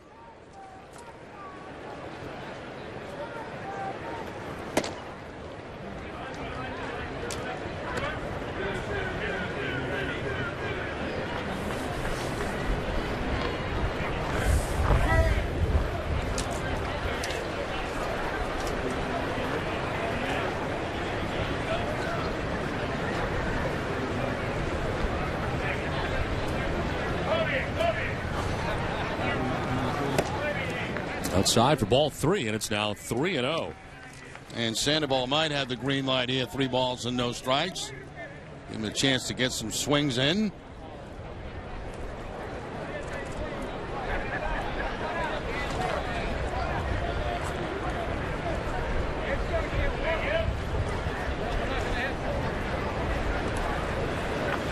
He does, and it's a fly ball to left field. Joey Butler back onto the dirt of the track to make the catch for the first out of the inning. So Sandoval 3-0 swinging, hits a fly ball to deep left field, but he's the first out here of the 6th inning. So 1 down, 1 on, and Alan Craig about to make his first plate appearance.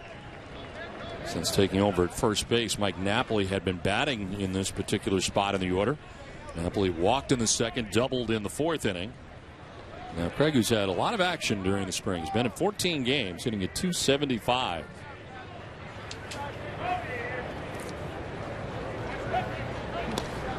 And really looks like a different guy this spring than what we saw certainly last year since coming over to the Red Sox. Much more relaxed, swinging the bat better, getting some base hits to the opposite field, which he did quite often with the Cardinals. Runner goes, and a foul off to the right, out of play.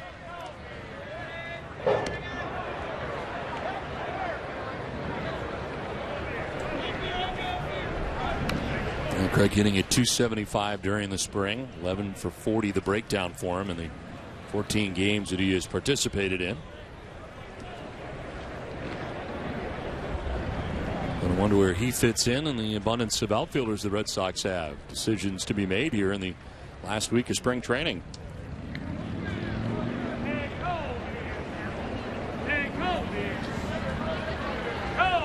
There he's off again, and this is a fly ball to deep center field. Back goes Brown to make the catch. Battled the sun the entire way, but makes the grab out there, and Barry has to return to first with now 2 outs in the inning. I think of all the games we've done this spring, Don, we've seen some balls hit very, very hard today that have really gone nowhere because of the breeze. That ball was hit very well by Craig, and you can see Brown out there really battling the sun and trying to make that catch, and plus it was being knocked down by the wind. So 2 down here in the 6th inning, and it brings up Shane Victorino. Which reminds me of the ugly sea breeze we have in Boston early in the spring. That sea breeze. You'll be seeing it very soon. And that sea breeze. Yeah, you're always in a foul mood anytime there's a sea breeze at Fenway. I don't know what it is. Well, we're high, and it blows right in our face. It does the entire game, and generally that window is closed at home. It's brutal. Messes up your moss during the entire game. You don't like that. Yeah. Papers flying all over the place. I know you're not big on that either. No, you're not big on that either. No, I'm not.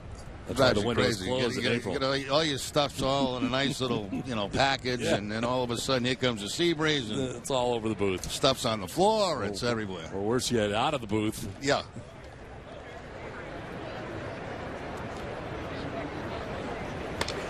Victorino fouling the pitch back to the screen to even the count of 1-1. Shane's 3rd at bat of the day. Reached on a fielder's choice in the 2nd, grounded out to second base in the 4th inning.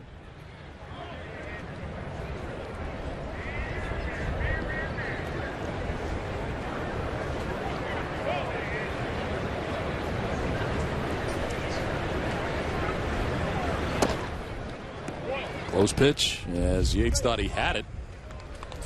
2 balls, 2 strikes. Yates working out of the bullpen last year for Tampa Bay. Appeared in 37 big league games. His first major league experience. Tried the comeback at that time and didn't come back quite enough for him. Just missing the outside corner.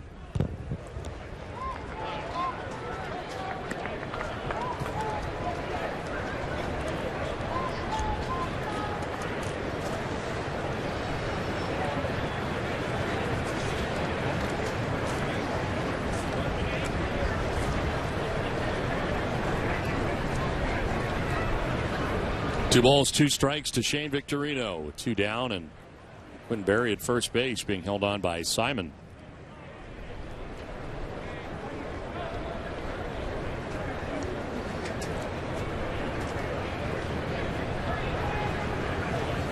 Swing and a miss. Victorino strikes out to conclude the 6th inning.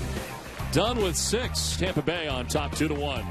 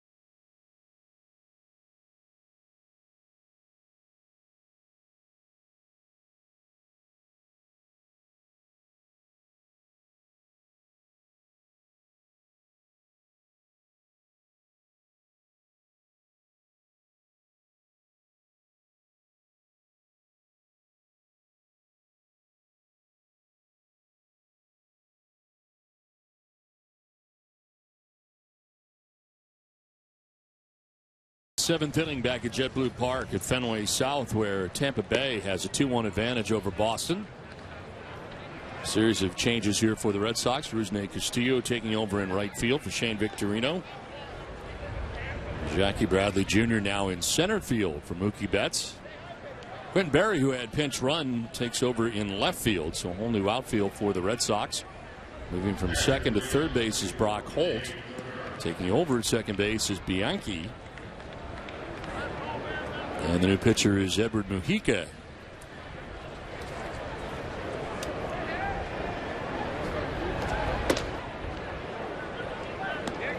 Rene Rivera leading it off here for Tampa Bay against Mujica.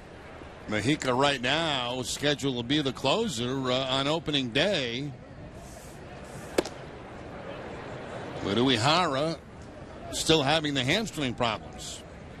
And we were kind of talking about it earlier, Don. You mentioned the fact that at times when Mujica's not available, it would be a number of guys that would maybe get an opportunity depending on matchups in that role. And kind of a tough spring also for Mujica. You saw the 7.20 earned run average during the spring. He's a guy who has closed before, 37 saves for the St. Louis Cardinals. And used at times last year in that capacity.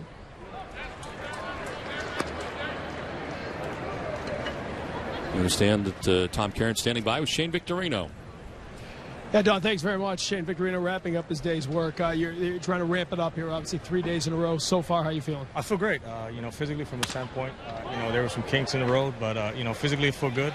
We're heading in the right direction. That's what it's all about. At the beginning of camp, we talked about 6 weeks, see where you are at the end of this. Well, in a week, this team will be in Philadelphia. Right now, are you ready to go every day in the bigs? Yeah, I feel great. My body feels good. Obviously playing back-to-back days. I'll play tomorrow night. So that's the kind of stuff is, it's about building the process of getting my feet under me. Getting out there every single day. We've progressed in the right direction every step of the way.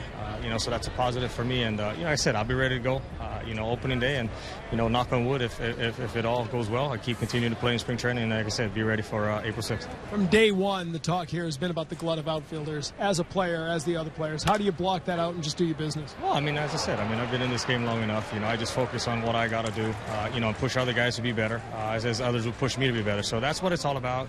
That's the kind of stuff I think that's important, is that we all get better. Whatever roles we all get put in, that's what it's all about. We'll let them figure it out. But as I said, I'm ready to prepare to play every day, and, that's my goal. You've seen Mookie Betts up close. He's had a great spring in center field. You told me back in February that the guy has wanted to learn since he got here, asking you, asking other veterans. Tell us a little about what you've seen from Mookie Betts. Continued asking questions every single day, wanting to be better. And again, as I said, from the beginning, there's a lot of guys who are that good, to come up to the big league level and think that, hey, I don't really need to ask questions. I don't need to learn because I've had success, and why do I need to change what I want to do? Mookie asks me every single day something about this, and that, and it's a positive thing. It could be from how to feel the ground ball properly to, what do I do on a fly ball? How do I communicate? And I said, Mookie, at the end of the day, you're a good enough athlete. Go out there and be yourself. You make a mistake, give it 100%. Nobody's going to say anything. And that's the kind of stuff that, what makes it important for me is to focus on that, helping him out there, just be the best player he can be. And again, not worry about all the little things. And it's easy. As a young player, you want to do everything perfect. You want to make the mistake, or you don't want to make the throw and, throw the wrong base, or you don't want to airmail it. I said, Mookie, go out there and be who you are. Be the best player you can be, and the rest will take your result, because he's fun. He's an exciting player to watch. And, as I said, I'm excited to be, alongside him and help him along the way to be the best player he can be. Let's get finally, season's a week away. You're kind of getting a taste of Fenway with that wind. How tough was it out there? It was tough today. It was one of those games, balls got up in the air. Next thing you know, they're going a little right, come short. Obviously you can see all day today there were some fly balls that should be routine plays that turned into, we call put a 10 on that circus sometimes. You're out there trying to make the plays and, do that. But again, adjusting, getting ready, getting accustomed. As we said, we are about a week away to opening day, and, this team's getting ramped up. We're all getting excited. A weird win. He ends up with a 9-6 force out at second base. Shane Victorino here, guys. That was interesting. You hear from a guy like Shane Victorino, a veteran, talking about helping out a rookie, and Mookie Betts, who last year splashed onto the big league scene, and this year really getting used to the outfield and him really helping him. That's quite a bit different from the veterans that you dealt with when you broke into the big leagues. Yeah, there was not much help from veterans when I was playing, because they were coming up to take a job. Right. So you kind of let them struggle their way to the big leagues, But, that relationship really started a year ago when Victorino came back from his back surgery and Betts was in the big leagues. And somehow they clicked, and they started talking about things. And you could see Betts always going to Victorino's locker, and they were talking about, different aspects of playing the outfield, playing the game, because, Mookie was just learning to play the outfield at that particular time. So they've had that kind of relationship since Betts has been in the big leagues and since Shane came back from his back surgery at the end of last season. So there's no animosity between those two. Oh. And, a great guy to learn from, too. I mean, Shane, who manned center field for a number of years with the Philadelphia Phillies, and certainly can help him out. Of course, a Gold Glove winner in his own right with the Red Sox in his first season here in Boston in right field. Not the easiest right field to play in the major leagues either. I find that the biggest difference, well, not the biggest, but one of the big differences now in today's game, that the veteran players are more willing to help younger players, become, teach them how to be in the big leagues and teach them how to play in the big leagues, where, back a while back, there was no such thing as you came to the big leagues and you kept your mouth shut, and if you got a chance to play, you played. You didn't dare go up to any of the veterans, and they didn't go to you. On ball left side, Holt goes to second base. 4-4 out that ends the inning. 7th inning stretch from Fort Myers. It's 2-1 Tampa Bay.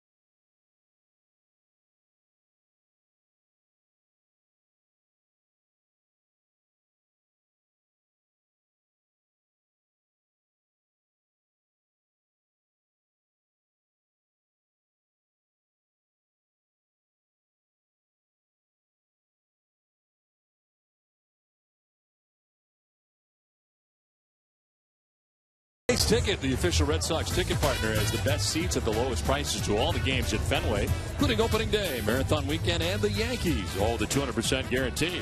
Treat yourself or someone special. Call 1-800-MY-SEATS or visit Ace Ticket. Back at JetBlue Park at Fenway South. Red Sox trailing 2-1 as they come to bat here in the bottom of the 7th inning.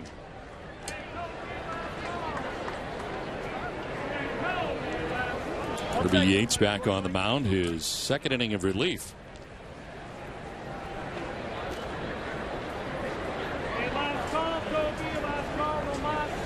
Xander Bogaerts leading it off here in the home half of the 7th inning, his 3rd plate appearance of the day.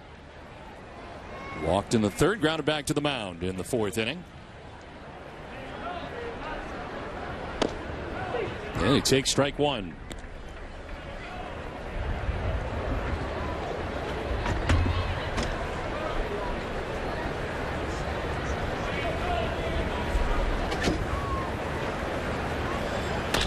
On the ground, left side, and through into left field. A base hit for Xander Bogaerts to open up the bottom of the 7th inning. Looked like he might have got a hanging breaking ball that time and did a pretty good job staying back on it. Stays up high, about letter high, and Bogaerts with the ground ball between 3rd and short for the base hit.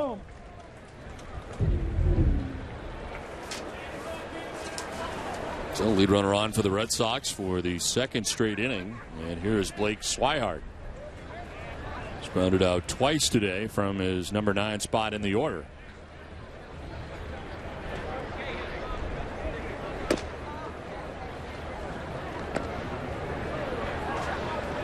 Once to second and once to third. 0 for 2.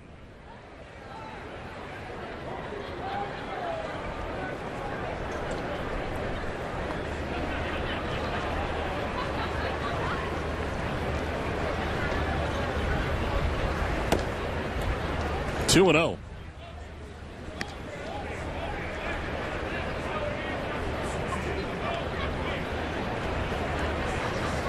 Jackie Bradley Jr. on deck here with nobody out in the inning.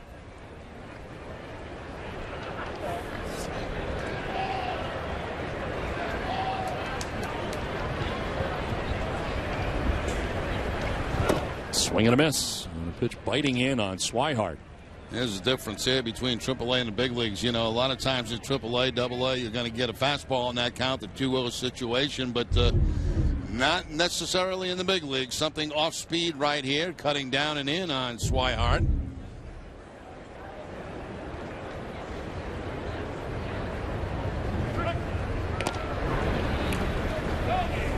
Throw to first base, hit run count. 2 balls, 1 strike, nobody out.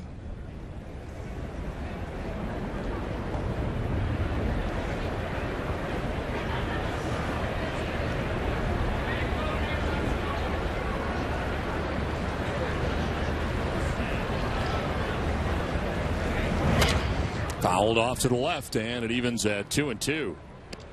They've announced the attendance here today at JetBlue Park, 9,916.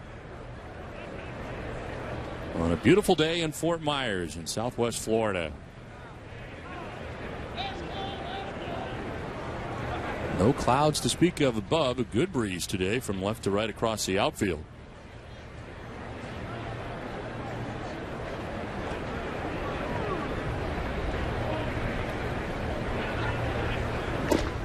In there for strike 3. Swihart strikes out for the first out of the bottom of the 7th inning.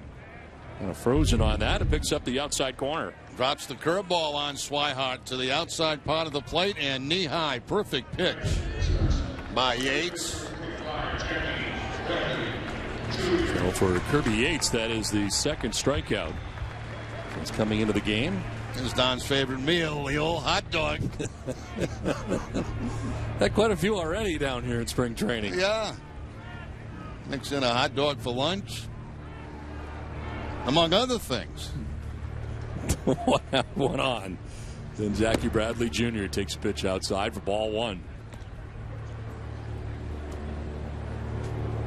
378 for Jackie Bradley Jr. in 15 spring training games so far. And certainly one of the bigger question marks, where will he end up? He began the year with the Pawtucket Red Sox and part of the outfield situation, certainly defensively among the best outfielders in all of the game, but offensively has been the question mark. And now you got Mookie Betts, who is playing on a daily basis in center field and leading off for you and is anticipated to do so on opening day.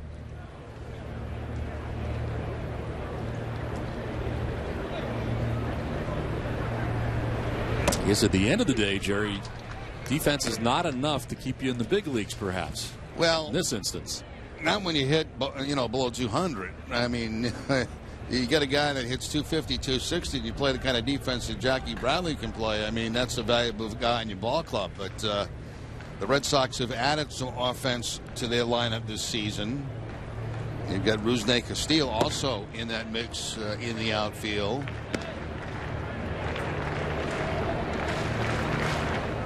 I'm glad we're on all week because this is going to be an interesting week. Yep. It really is. The last week always is. Something might pop up trade-wise. You never know.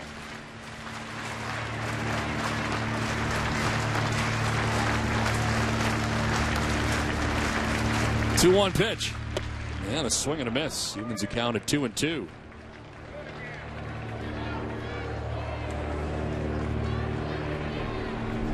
Action in the Red Sox pen. Tommy Lane has been warming up.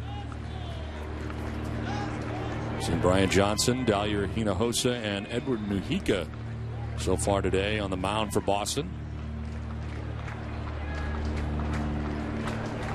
2-2 to Jackie Bradley Jr. And to right field. Malone diving out there. He traps it and fires it back wildly in the infield. It is backed up, but unable to make the catch in right. It's a base hit for Bradley Jr. And it's first and second with one down for the Red Sox. It's solid hot contact here by Bradley. You got the top spin line drive that's sinking quickly. A nice effort out here by Malone. But you can clearly see that he trapped that on one hop. So the Red Sox get a couple of base runners here with the one out in the inning. Late in the game, trying to take the lead. Much first to get to tie it and then take the lead. Well, Brock Holt came into the game at second base. Sense has now moved to third base.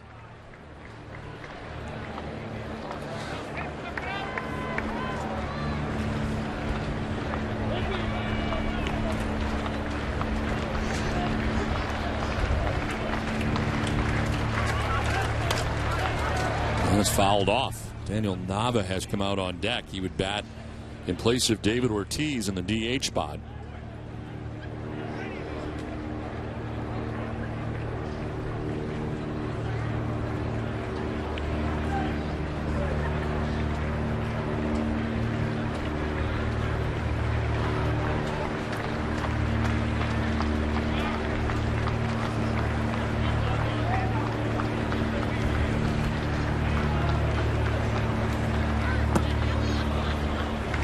Ball and a strike now to Brock Holt.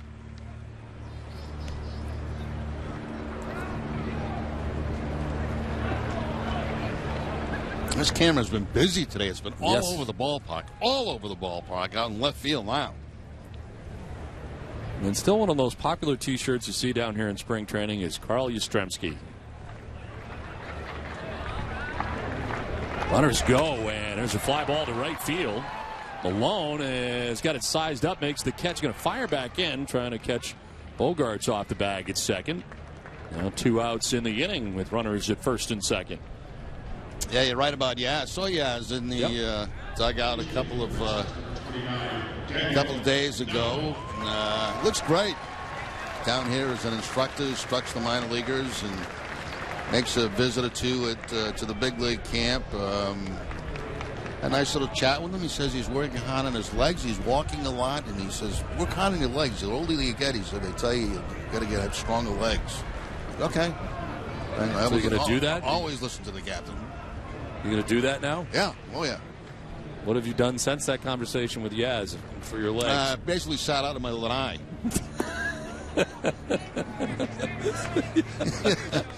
But there'll be a time to start. And, yeah. We'll just figure out when that's going to be. Yeah, we just got to make a decision on that. It's not if, but when. I mean, it's definitely going to happen. 2 outs here in the inning with runners at first and second. Daniel Nava's first plate appearance today.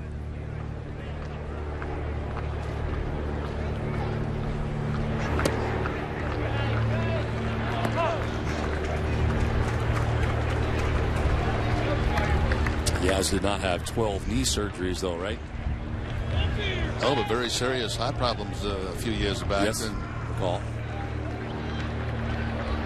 I was referring to you. You had 12 knee surgeries. Yes. No, Yaz did not have. I don't think he had any knee problems at all.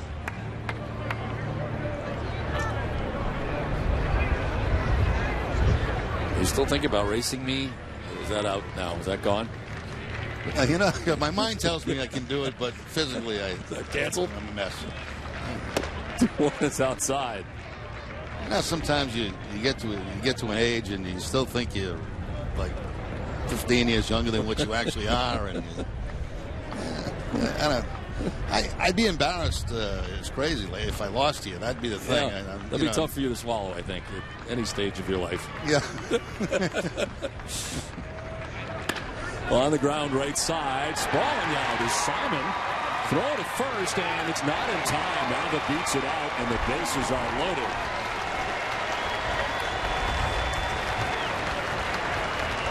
Well, it was a nice job by Simon just to knock the ball down because it keeps it a 2-1 ball game. He goes into the dive right there. Now, the second baseman may have had a better opportunity at it. Not close, really, at first base. So that was really a pretty good play by the Rays to keep that ball in the infield and keep that potential tying run from scoring for the Red Sox. Now it's up to Quentin Berry. Berry pinch ran for Hanley Ramirez. 5 for 9 so far during the spring. Bases loaded opportunity here in the 7th. Berry will take strike one. You didn't think that was a strike?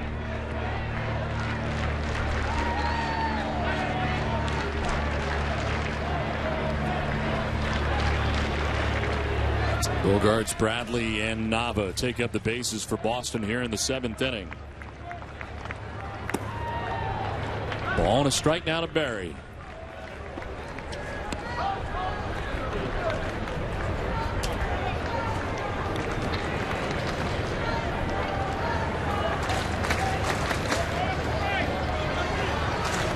Yates trying to pitch his way out of trouble here in the 7th inning.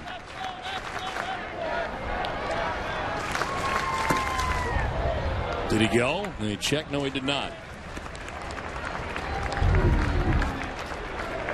Good job by Berry here holding up. I don't believe this was a swing.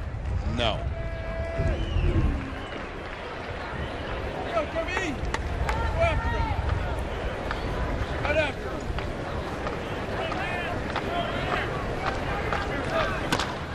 Line foul. Evens up at 2-2. That one behind Arnie Baylor, the Red Sox first base coach. The thing you got to do as a first base coach nowadays is you got to be able to put on equipment. I mean, everybody goes to first base has some kind of guard that they leave with the first base. I mean, look at Arnie's left arm. Yep, it's got a lot of stuff. Got a lot of stuff on there. It's kind of like a coat hanger.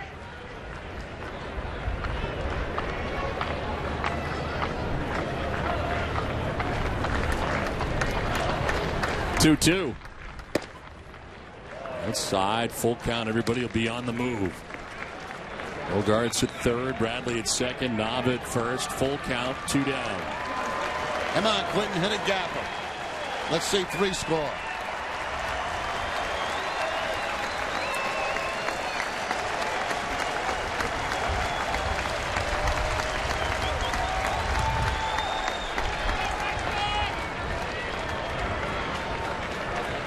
Luzne Castillo waiting on deck for his first plate appearance of the day. And first, a bit of business between Kirby Yates and Quentin Berry. In the air to shallow right center. We'll see what the wind does. Brown comes in and makes the catch without any trouble at all. The Red Sox leave them loaded. We played 7. It's 2-1 Tampa Bay.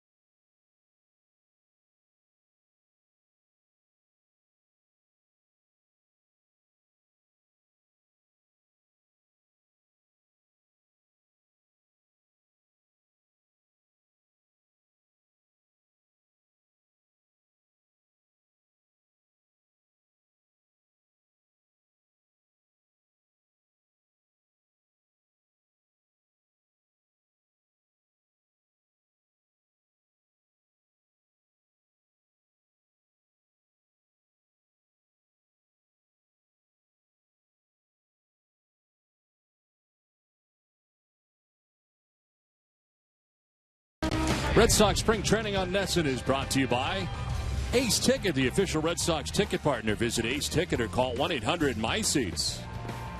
By Nova Scotia Tourism. By Jordan's Furniture, the furniture store of the Boston Red Sox. And by Southwest Airlines. Book your low fare now at southwest.com.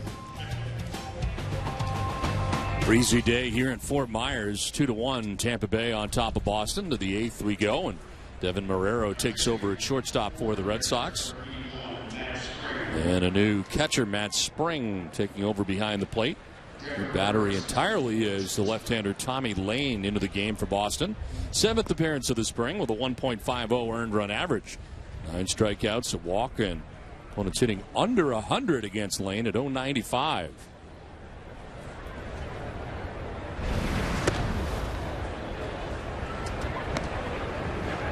Beckham leading it off here for the Rays. His 4th at bat of the day, 0 for 3. Having popped out, reached on a fielder's choice and flying out to left. Foul down the right field line, out of play.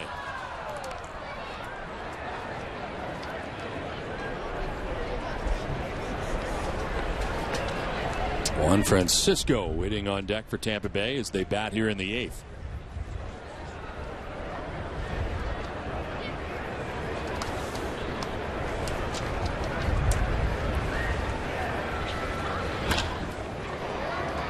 Fly ball to short right. Rusney Castillo coming in and over to make the catch.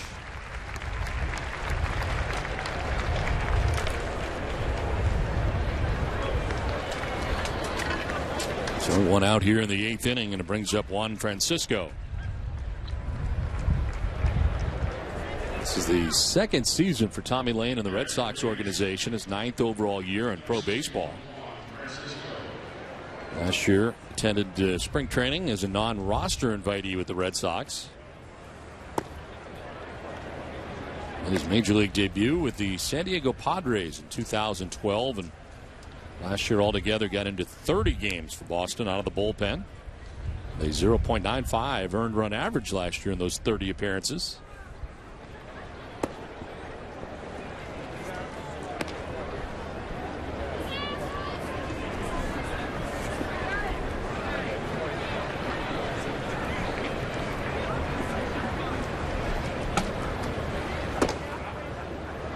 Falling behind here 3-0.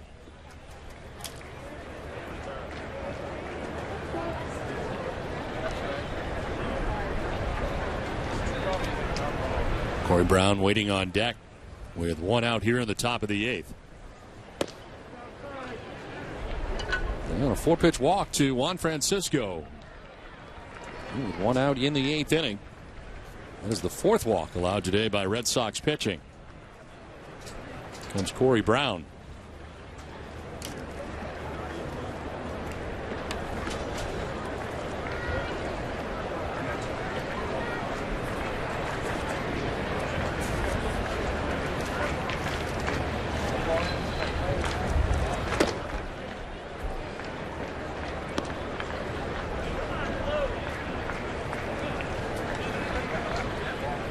Corey Brown, the .267 average in 17 games. Played in 3 games with the Red Sox last year. Spending the bulk of the year with the Pawtucket Red Sox, where he hit .231 in 91 games. Signed as a free agent by Tampa Bay and invited to spring training.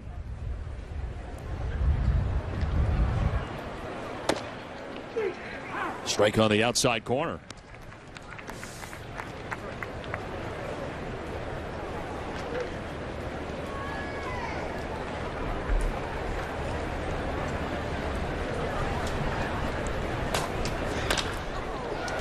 In the air to left field.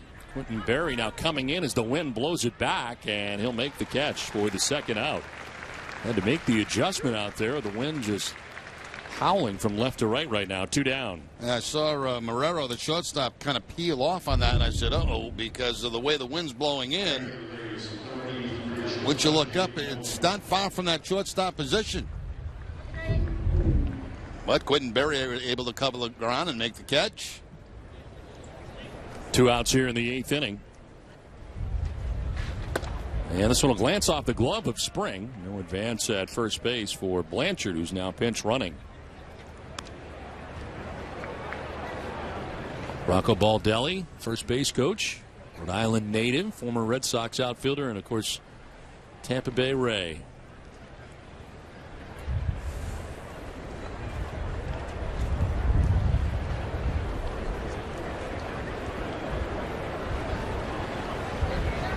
1-0 bunt bid, and he did offer for a strike, 1-1. Trying to drop one down that third baseline, get a man in scoring position in this very close ball game late in the game, even with 2 outs.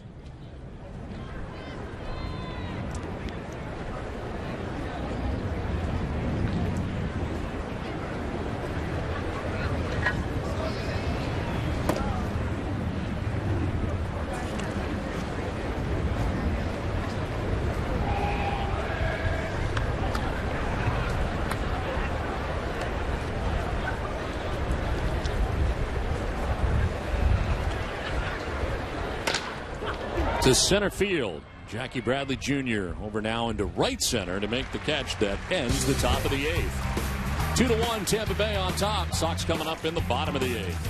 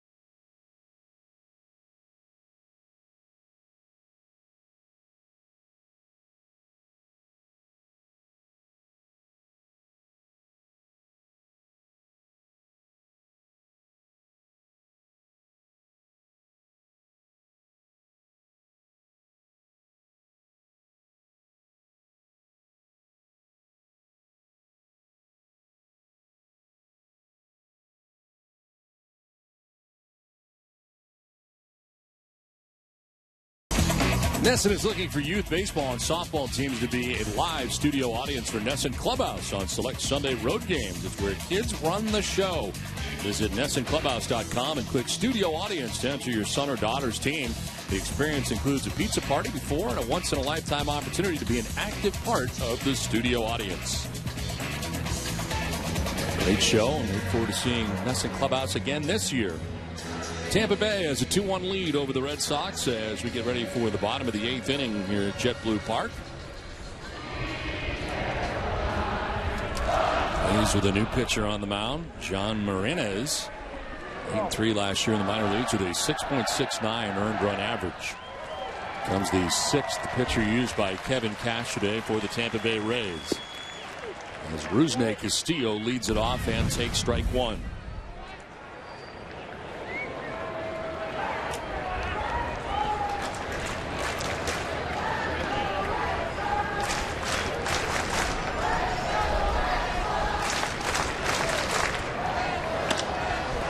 To right field, but making its way foul.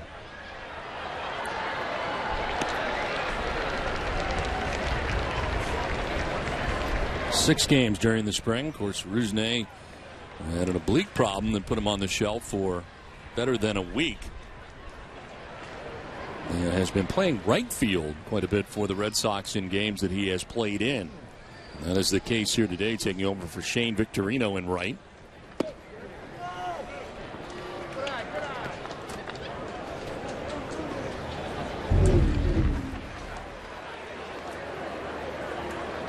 That's one there that made Castillo flinch a little bit. First curveball he's seen.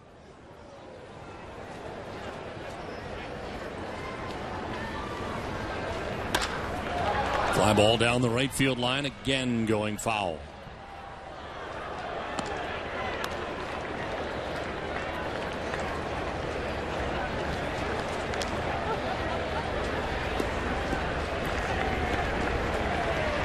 Alan Craig waiting on deck. Red Sox batting here in the bottom of the 8th inning. Down a run, 2-1.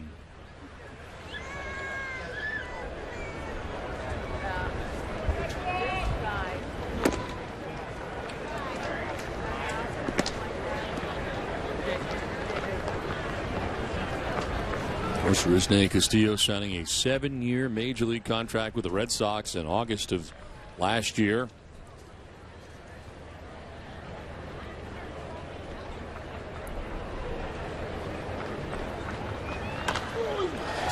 Pops it up, foul ground. And out of play, back into the seats.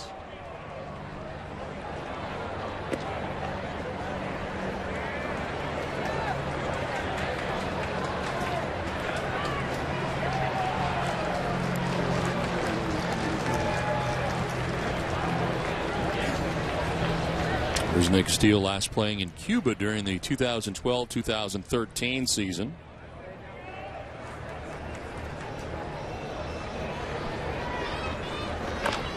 On the ground foul outside of third. Of course, various spots in winter ball during the winter, as was anticipated for him to get back into baseball shape again. One thing we've got to get accustomed to, Don, is saying those Cuban city names. Yeah. You know, we Venezuela and Dominican, we see a lot of those and we know those, but we've got a couple flash up today that we need a little work on. Back towards the mound, Martinez off the hill with a throw that is wild. Rusney Castillo is headed for second. He will get there without a problem, and think about third now. Little bobble from the right fielder Malone, and he will get to third. He almost got home. That ball almost got by the third baseman. An ugly play for the Tampa Bay Rays. Yeah, very ugly play in a 2-1 ball game. Little tap to the pitcher, and look out. Here's where it starts. The throw gets by the first baseman, Simon, tracked down by Malone, gets by him. Next thing you know, Castillo standing on third base.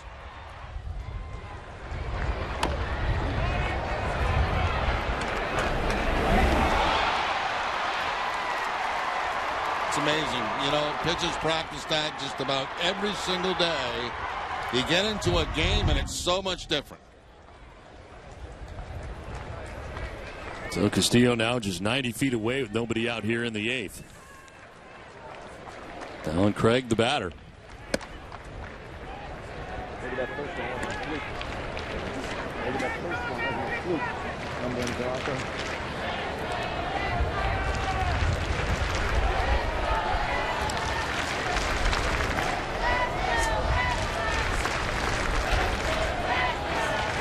Two errors on the last play charged to the Rays as Craig takes a ball.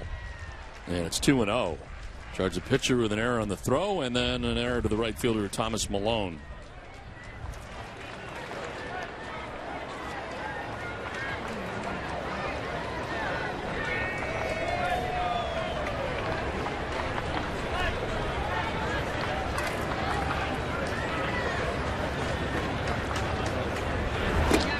Swing and a miss. And Craig was waiting on a fastball. He got one, but at 95 miles an hour, and it was up. Had good velocity on that fastball. Just threw it right by Craig again, up and a little bit away from him.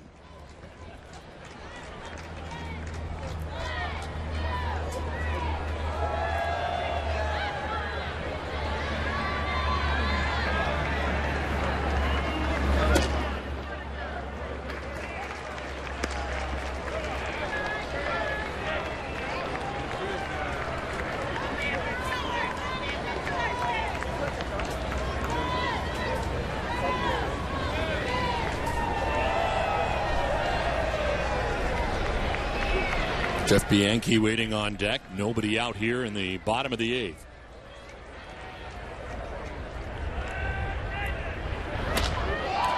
Lifted foul down the right field line, out of play, and a full count now for Alan Craig.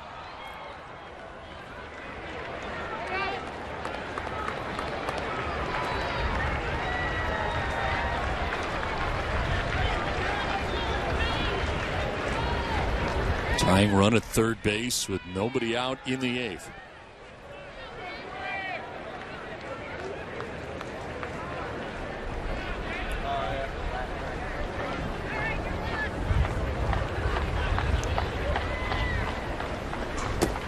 Ball four, and he walks Alan Craig.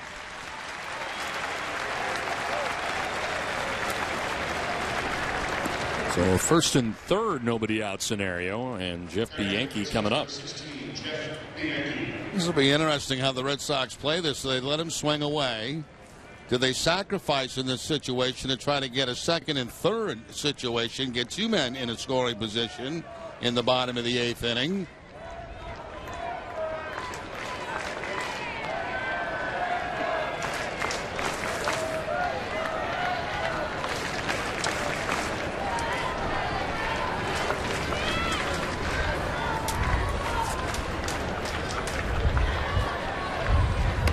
Well, they do, as it is popped up and caught by the catcher, Acosta.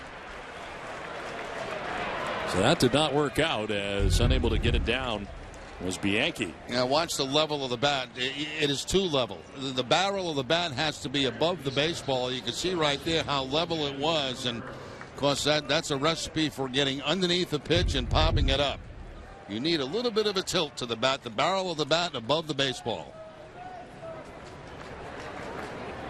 Now Devin Marrero, .292 batting average in 15 spring training games.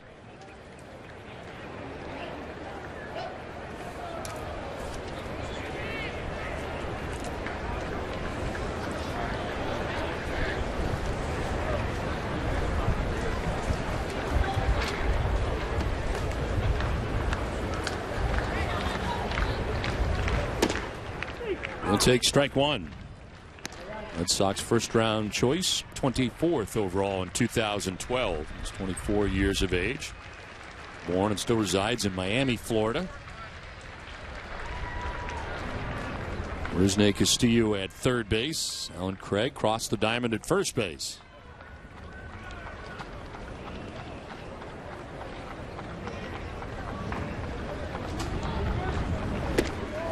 Oh, and 2.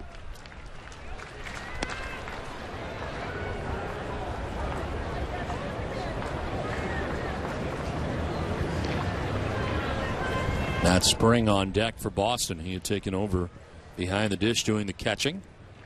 He's not yet had an at-bat.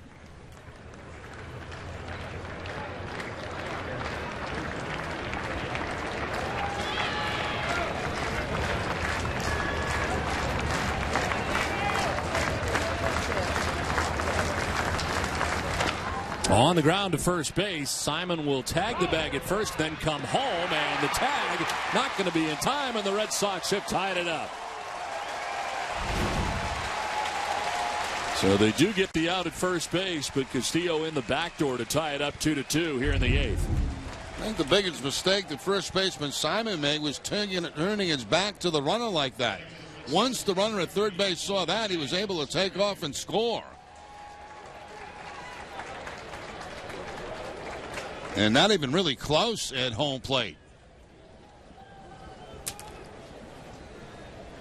I got to believe if he feels that baseball and he just kind of immediately looks toward home plate or pedals back to first base watching the runner, that runner may not be able to score.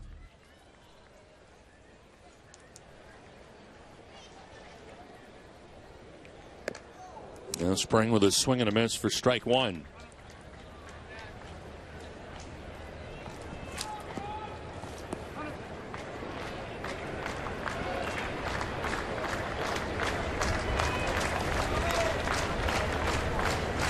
Spring last year in Portland and Pawtucket. As he takes the strike, 0-2. Has not played in the major leagues in his career. Signed as a minor league free agent by the Red Sox. We got one.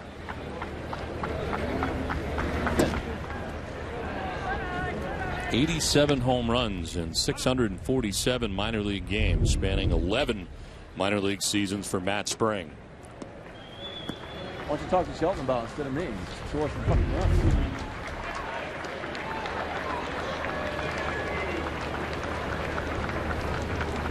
Kids here, they're coming to play. They're coming to play the game. And Spring strikes out, but the Red Sox grab a run and tie the game. We head to the ninth. It's 2-2.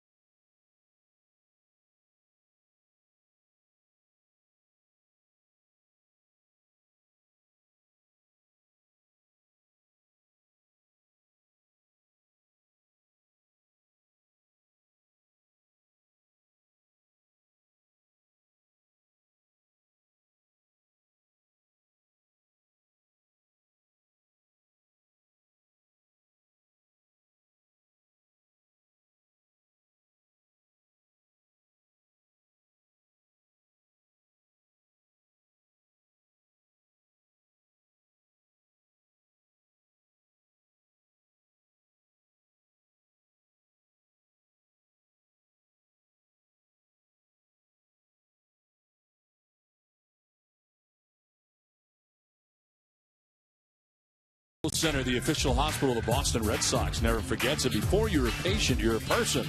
That is your Deaconess Human First. Learn more at bidmc.org/human first.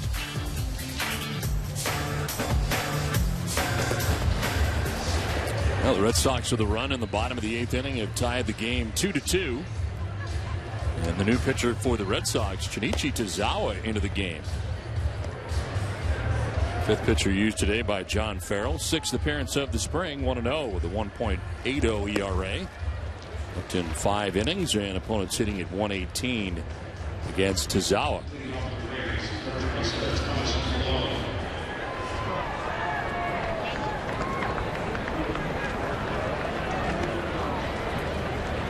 So tie game into the 9th, and Thomas Malone to lead it off here for Tampa Bay.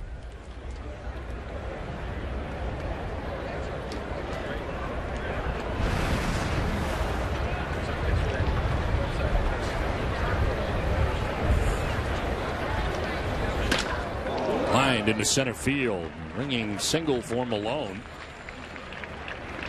Board to begin things in the 9th inning. If you're one of those guys that gets in late in the games, you don't want to mess up at bat. So jumping on that first pitch he sees, Malone picking up the base hit up the middle. First pitch fastball from Tozawa.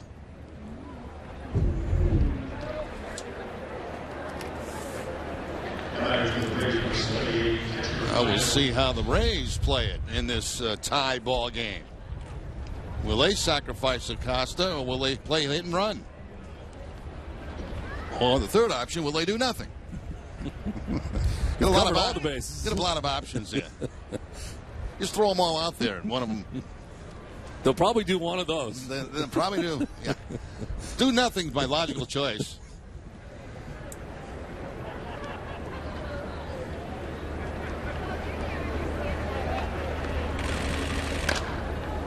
Fouled off to the right, out of play for strike 1 for Acosta.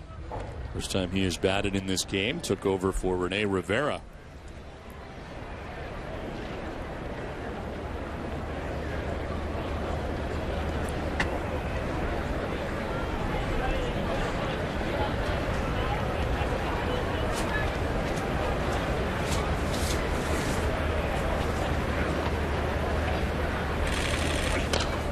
Fouled back, 0-2.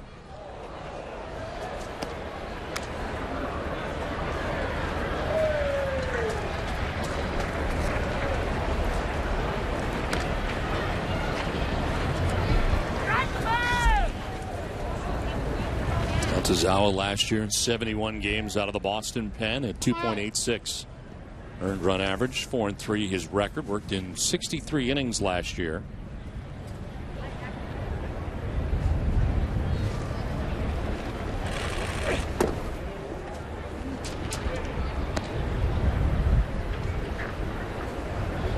Down about 5 innings from the year before. Also 71 appearances in 2013.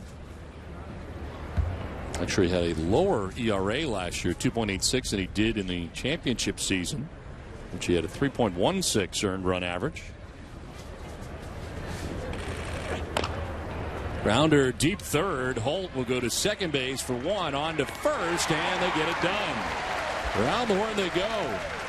Double play, 2 outs here in the top of the 9th. I think the Yankee at second base was surprised that he had a chance to turn that over. Acosta does not run well at all.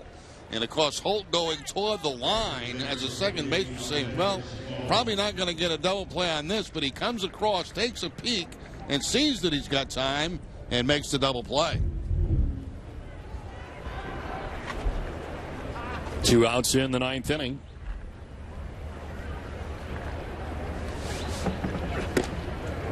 Swing and a miss for strike 1 to Simon. Like I said, they do nothing and they end up in a double play. Say, you got to do something. Which under your scenario was plan C. They did plan C. They did C. They got nothing out of a leadoff base hit. Line down the right field line. And 0-2 the count.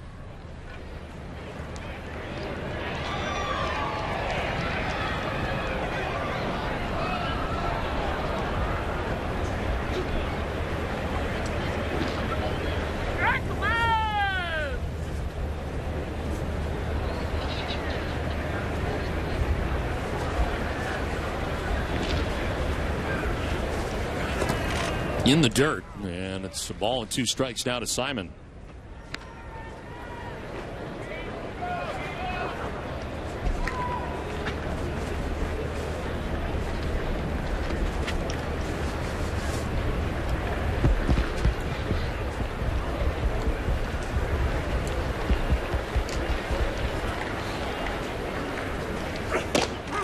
Strike 3 call. So Tazawa works his way around a leadoff hit. We head to the bottom of the 9th, tied 2-2.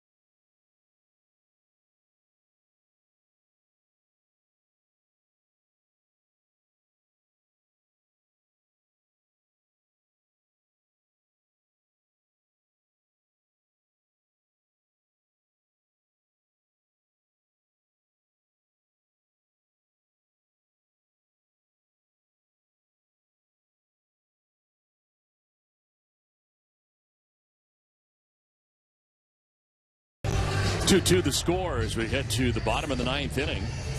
Red Sox had tied this game up in the bottom of the 8th. Now coming to bat in the bottom of the 9th inning. And Jackie Bradley Jr. to get it started for Boston here in the 9th inning.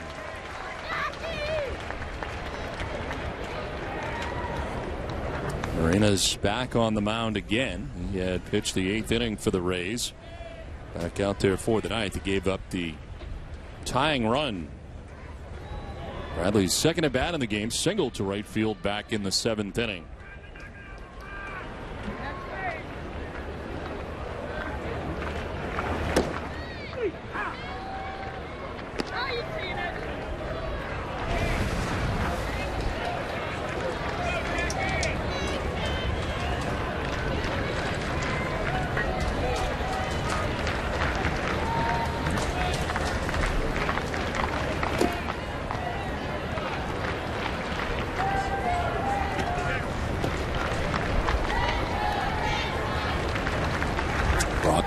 Waiting on deck.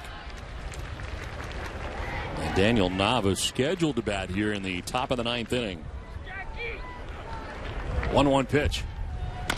On the ground to first base and a foul ball. Just kicked to the right of the bag.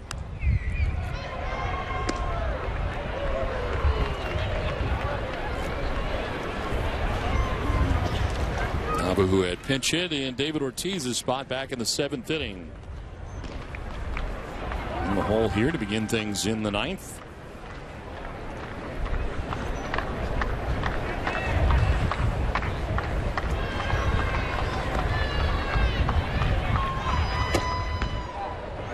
And surrounded the plate, 2-2.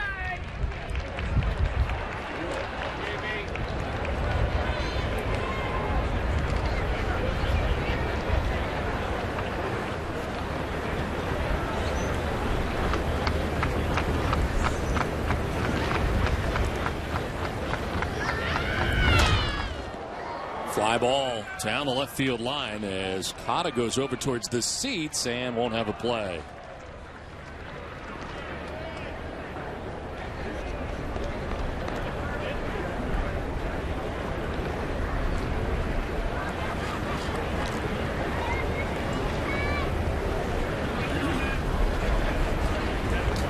So Jackie Bradley Jr. coming back. Wasn't entirely sure if that was going to land fair or foul. Ended up in the seats.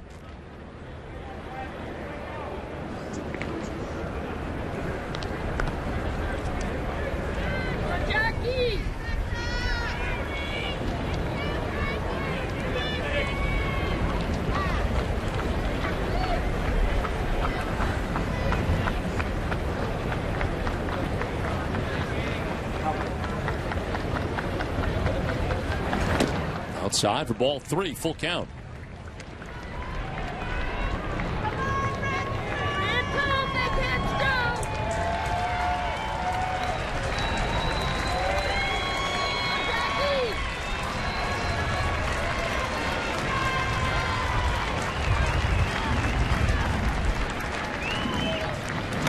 Fouled straight back. And operating around 95 miles an hour, that fastball for Martinez. Yeah, pretty good fastball. A lot of life on it. A pretty good curveball.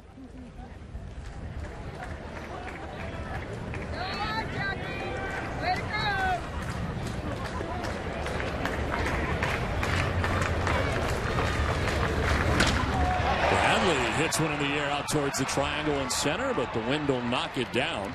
And Brown is back there to make the catch shy of the track for the first out in the bottom of the 9th.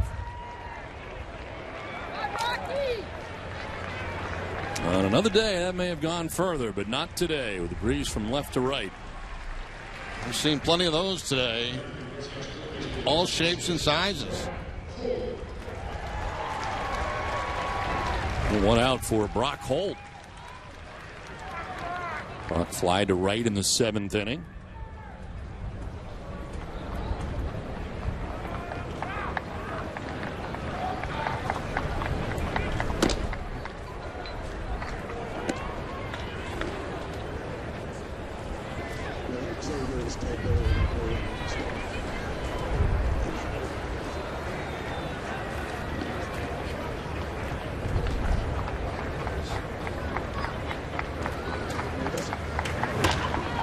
Fly ball foul off to the left, and it evens at 1-1.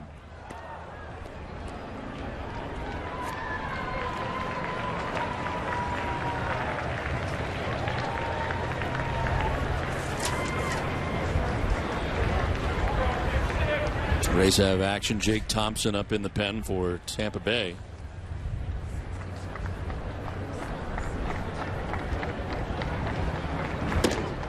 High for ball 2, 2-1.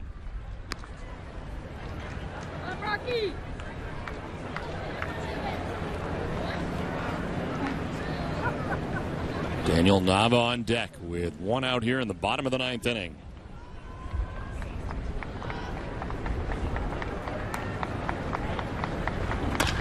On the ground. Beckham to his right secures it and throws out Holt for the 2nd out of the 9th. So 5 in a row now retired by Martinez. And Beckham, the second baseman, he's been in there the whole game today. Making that play going to his right, able to front the ball and get Brock Holt at first base.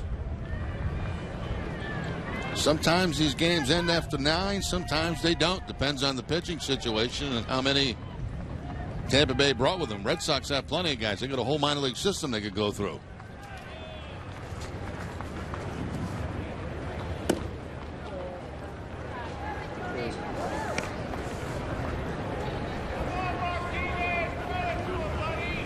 Nava reaching base on an infield hit his first time up in the 7th inning.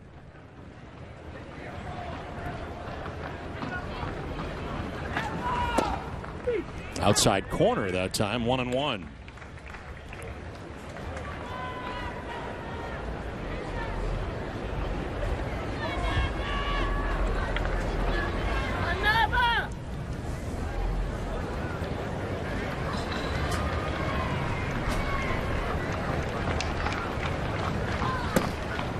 A little bit low, 2-1. Bradley flying out to center. Holt grounding out to second base for the first 2 outs of the 9th inning. And now Nava trying to keep it going here for the Red Sox in the 9th.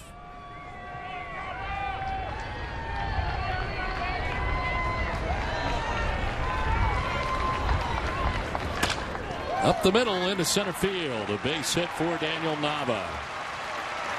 Potential winning run at first base for the Red Sox with 2 down in the 9th.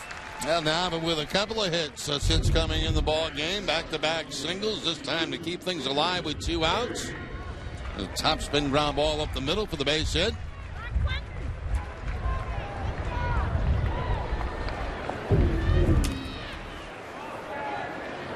Here comes Quentin Berry, who had a chance to do some damage in the 7th inning with the bases loaded. Berry flied out to center field to end the inning.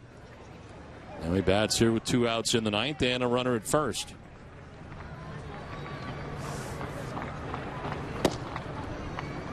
A base hit by Nava breaks up a string of 5 in a row, retired by Morenas.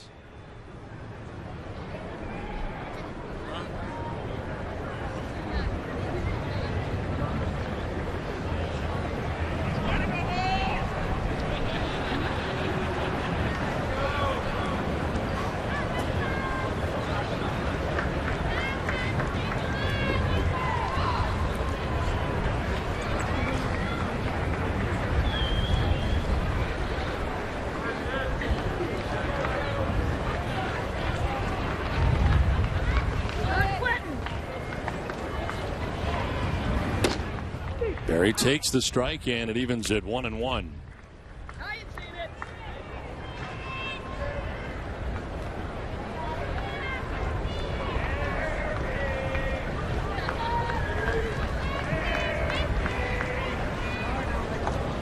Rusney Castillo waiting on deck with 2 outs here in the bottom of the 9th. Berry chops it foul and is down 1-2.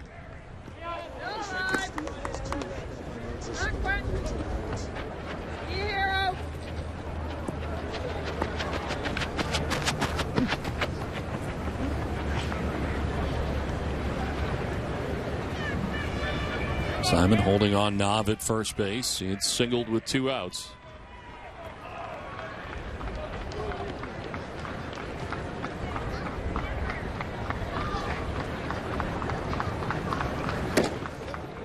High for ball 2. An tempting fastball right there. That's a tough one to lay off. That pitch that's just slightly above the letters. It looks so good coming in. Berry starts after it and is able to check the swing.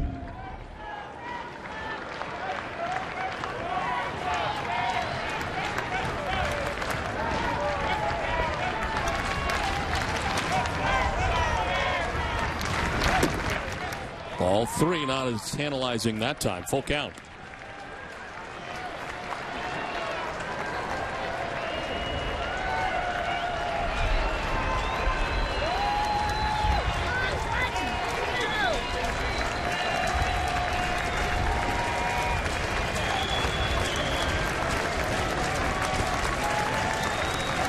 Nava can get his start at first on the 3-2 pitch to Quentin Berry.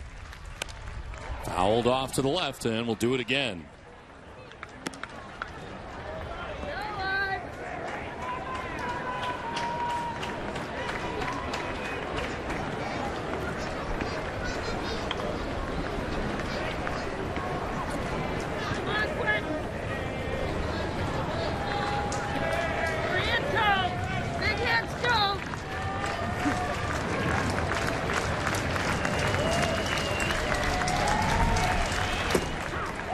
Strike 3 call. Berry thought he had ball 4, but is rung up.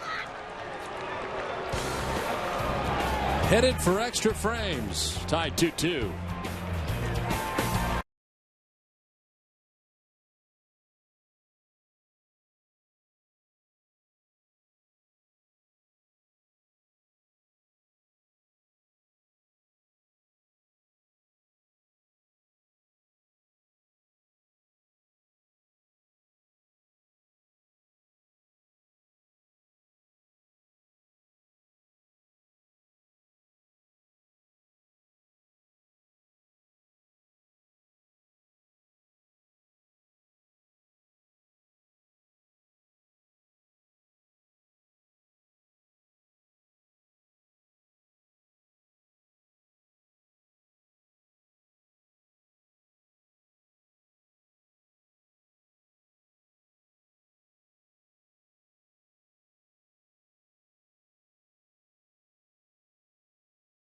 Tied 2-2 as we head to the top half of the 10th inning. Looks like Jess Todd is going to be coming in here for the Red Sox, who spent all of last year at AAA Reno. And he will be pitching the top half of the 10th inning. Takes over for Shinichi Tozawa, who pitched the 9th inning. Gave up a base hit, but got a double play and a strikeout, and made quick work of the Rays really in the ninth. Todd with major league experience with the Cardinals and the Cleveland Indians, but has not been in the big leagues since 2010. That was as a member of the Indians. That was 3 years at AAA.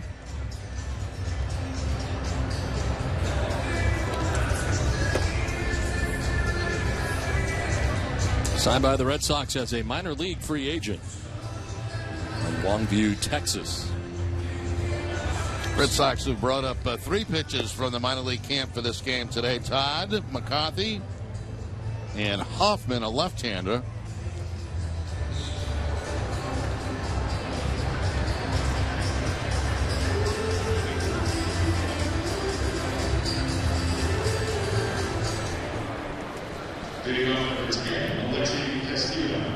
Casilla to lead it off here in the top of the 10th.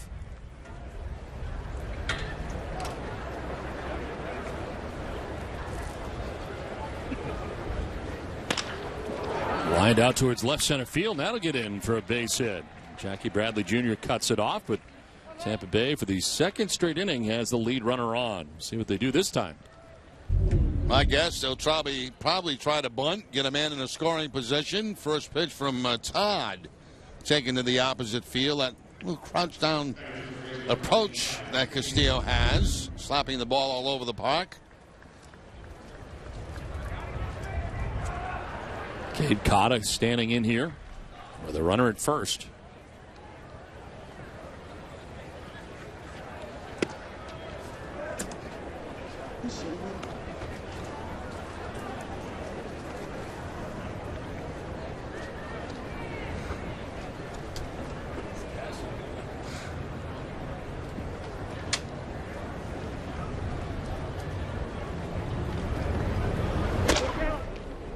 Two and 0. And no signs of a bunt yet.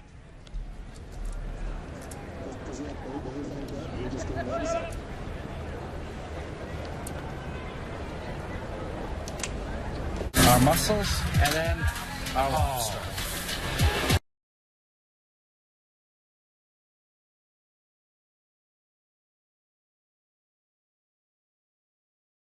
on the 2-1 count. But I'm going for C again. Nothing.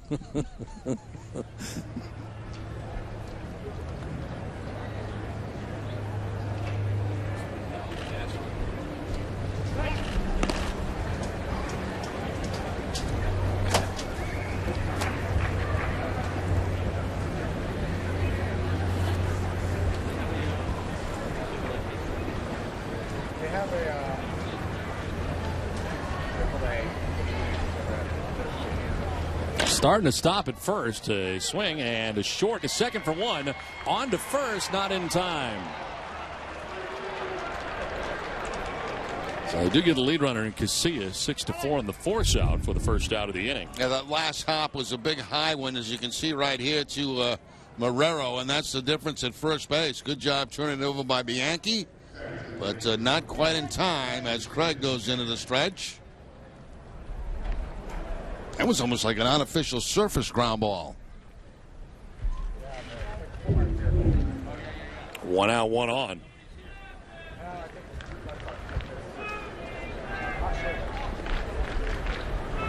Beckham has played the entire game, 0 for 4 today. He's popped out, reached on a fielder's choice, fly to left and fly to right.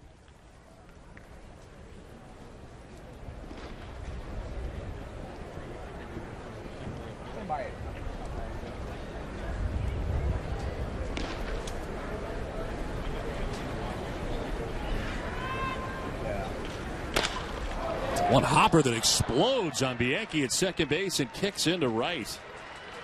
Otto will go diving into third base, and it's 1st and 3rd now.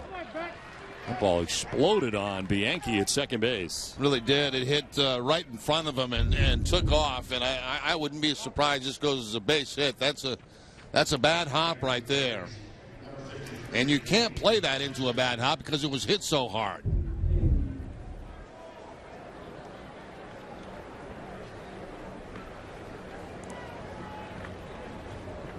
First and third now, one down.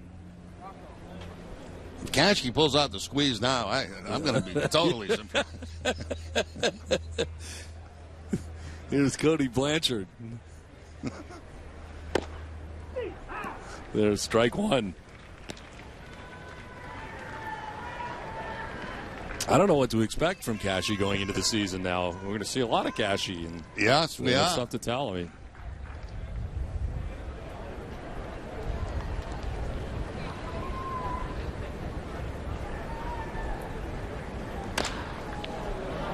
shallow right, Rusney Castillo into foul ground. And he makes the catch, tagging and trying to get in, but out at the play. Wow, how about that play? Double play. Ends the top of the 10th inning, Rusney Castillo.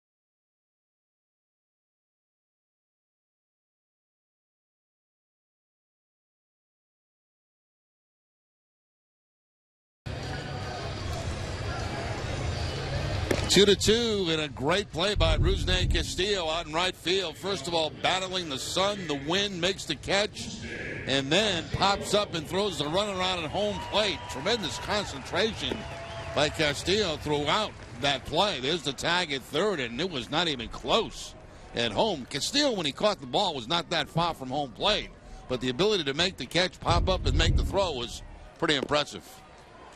He's going to be leading it off here in the 10th inning. New pitcher on for the Rays, Jake Thompson into the game.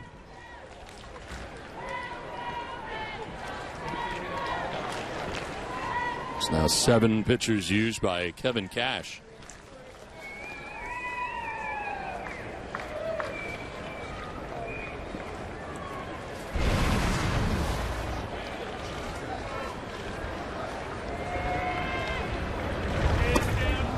Swing and a miss for strike one. Steele fooled on the pitch. Steele reaching on an error in the 8th inning in his only plate appearance.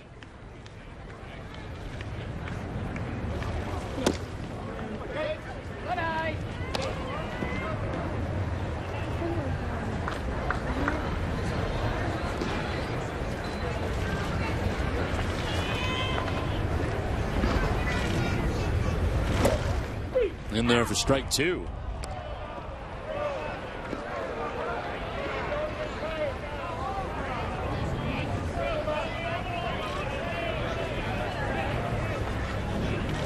Alan Craig waiting on deck. Red Sox batting in the 10th as Castillo has got himself a base hit to begin things in the bottom of the 10th. Red Sox have the lead runner on. He's had a nice day since coming into the ball game. The base hit here in the bottom of the 10th. A great defensive play in the top of the 10th. He's had a good spring when he's been able to play. Good setback, as you mentioned on early, with an oblique. But since being back in the lineup, has played very, very well. So lead runner on for the Red Sox here in the 10th. Here is Alan Craig. He has fly to center and walked.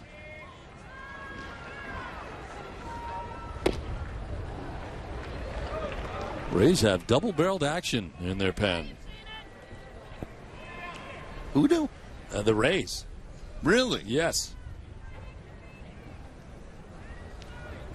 Parker Markle and Matt Collis both warming up in the pen.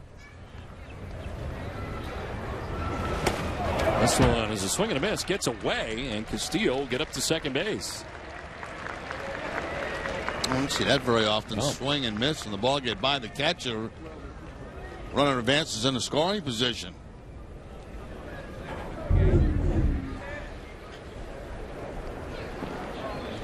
Ball was down toward the dirt a little bit and right by Hawkins, who just came into the game. Pass ball charge to Hawkins.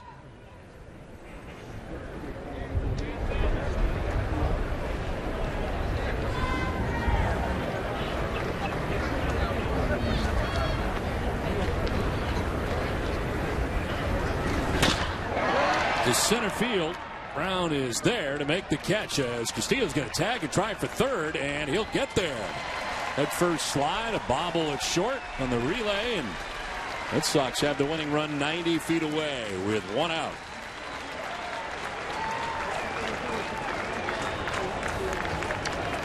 Number 16, Castillo getting back to the bag, tagging up, and not even close at third base. That ball not really deep either, not that deep in center field.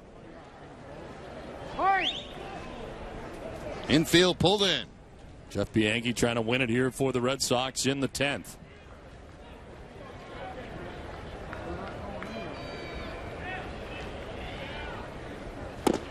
A swing and a miss for strike one.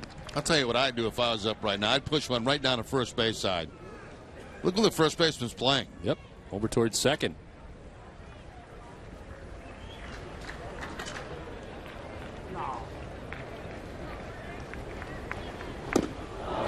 Down 0-2.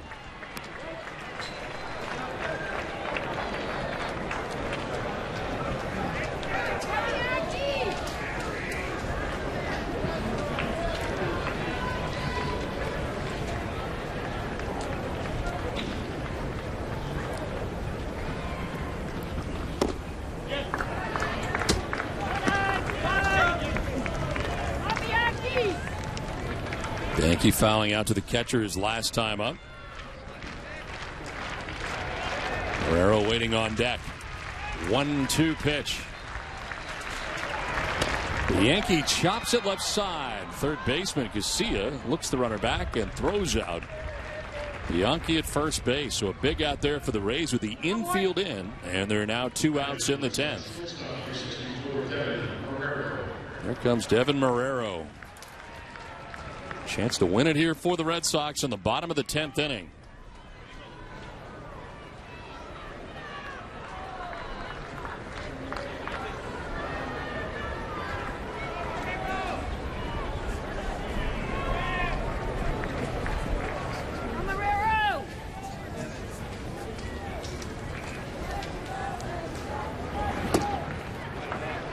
Ball 1 to Marrero.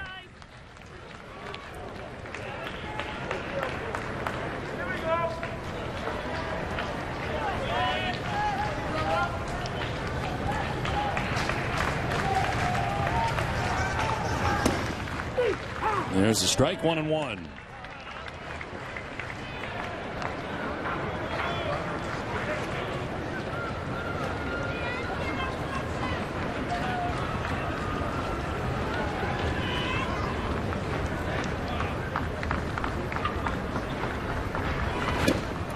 Swing and a miss, 1-2.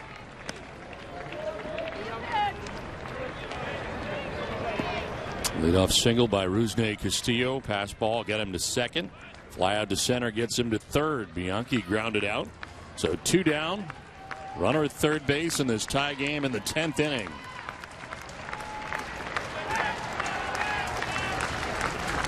Marrero fouls it straight back.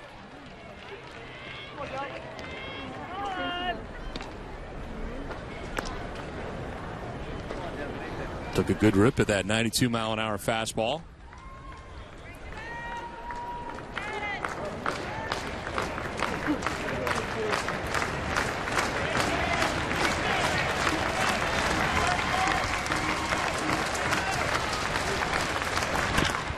In the air to deep left field. Off the wall, and the Red Sox walk it off. Devin Marrero. Rusney Castillo scores, and the Red Sox win it in a 3-2 walk-off win in 10 innings.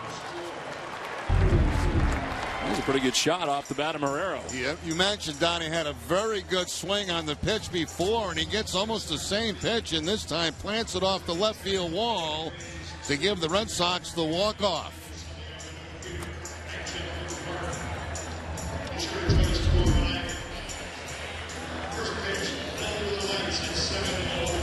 Three to 2, Red Sox win it in 10. Now send it to Dining Playbook. Jerry Remy, I'm Don Orsillo saying so long from Fort Myers. Nessa.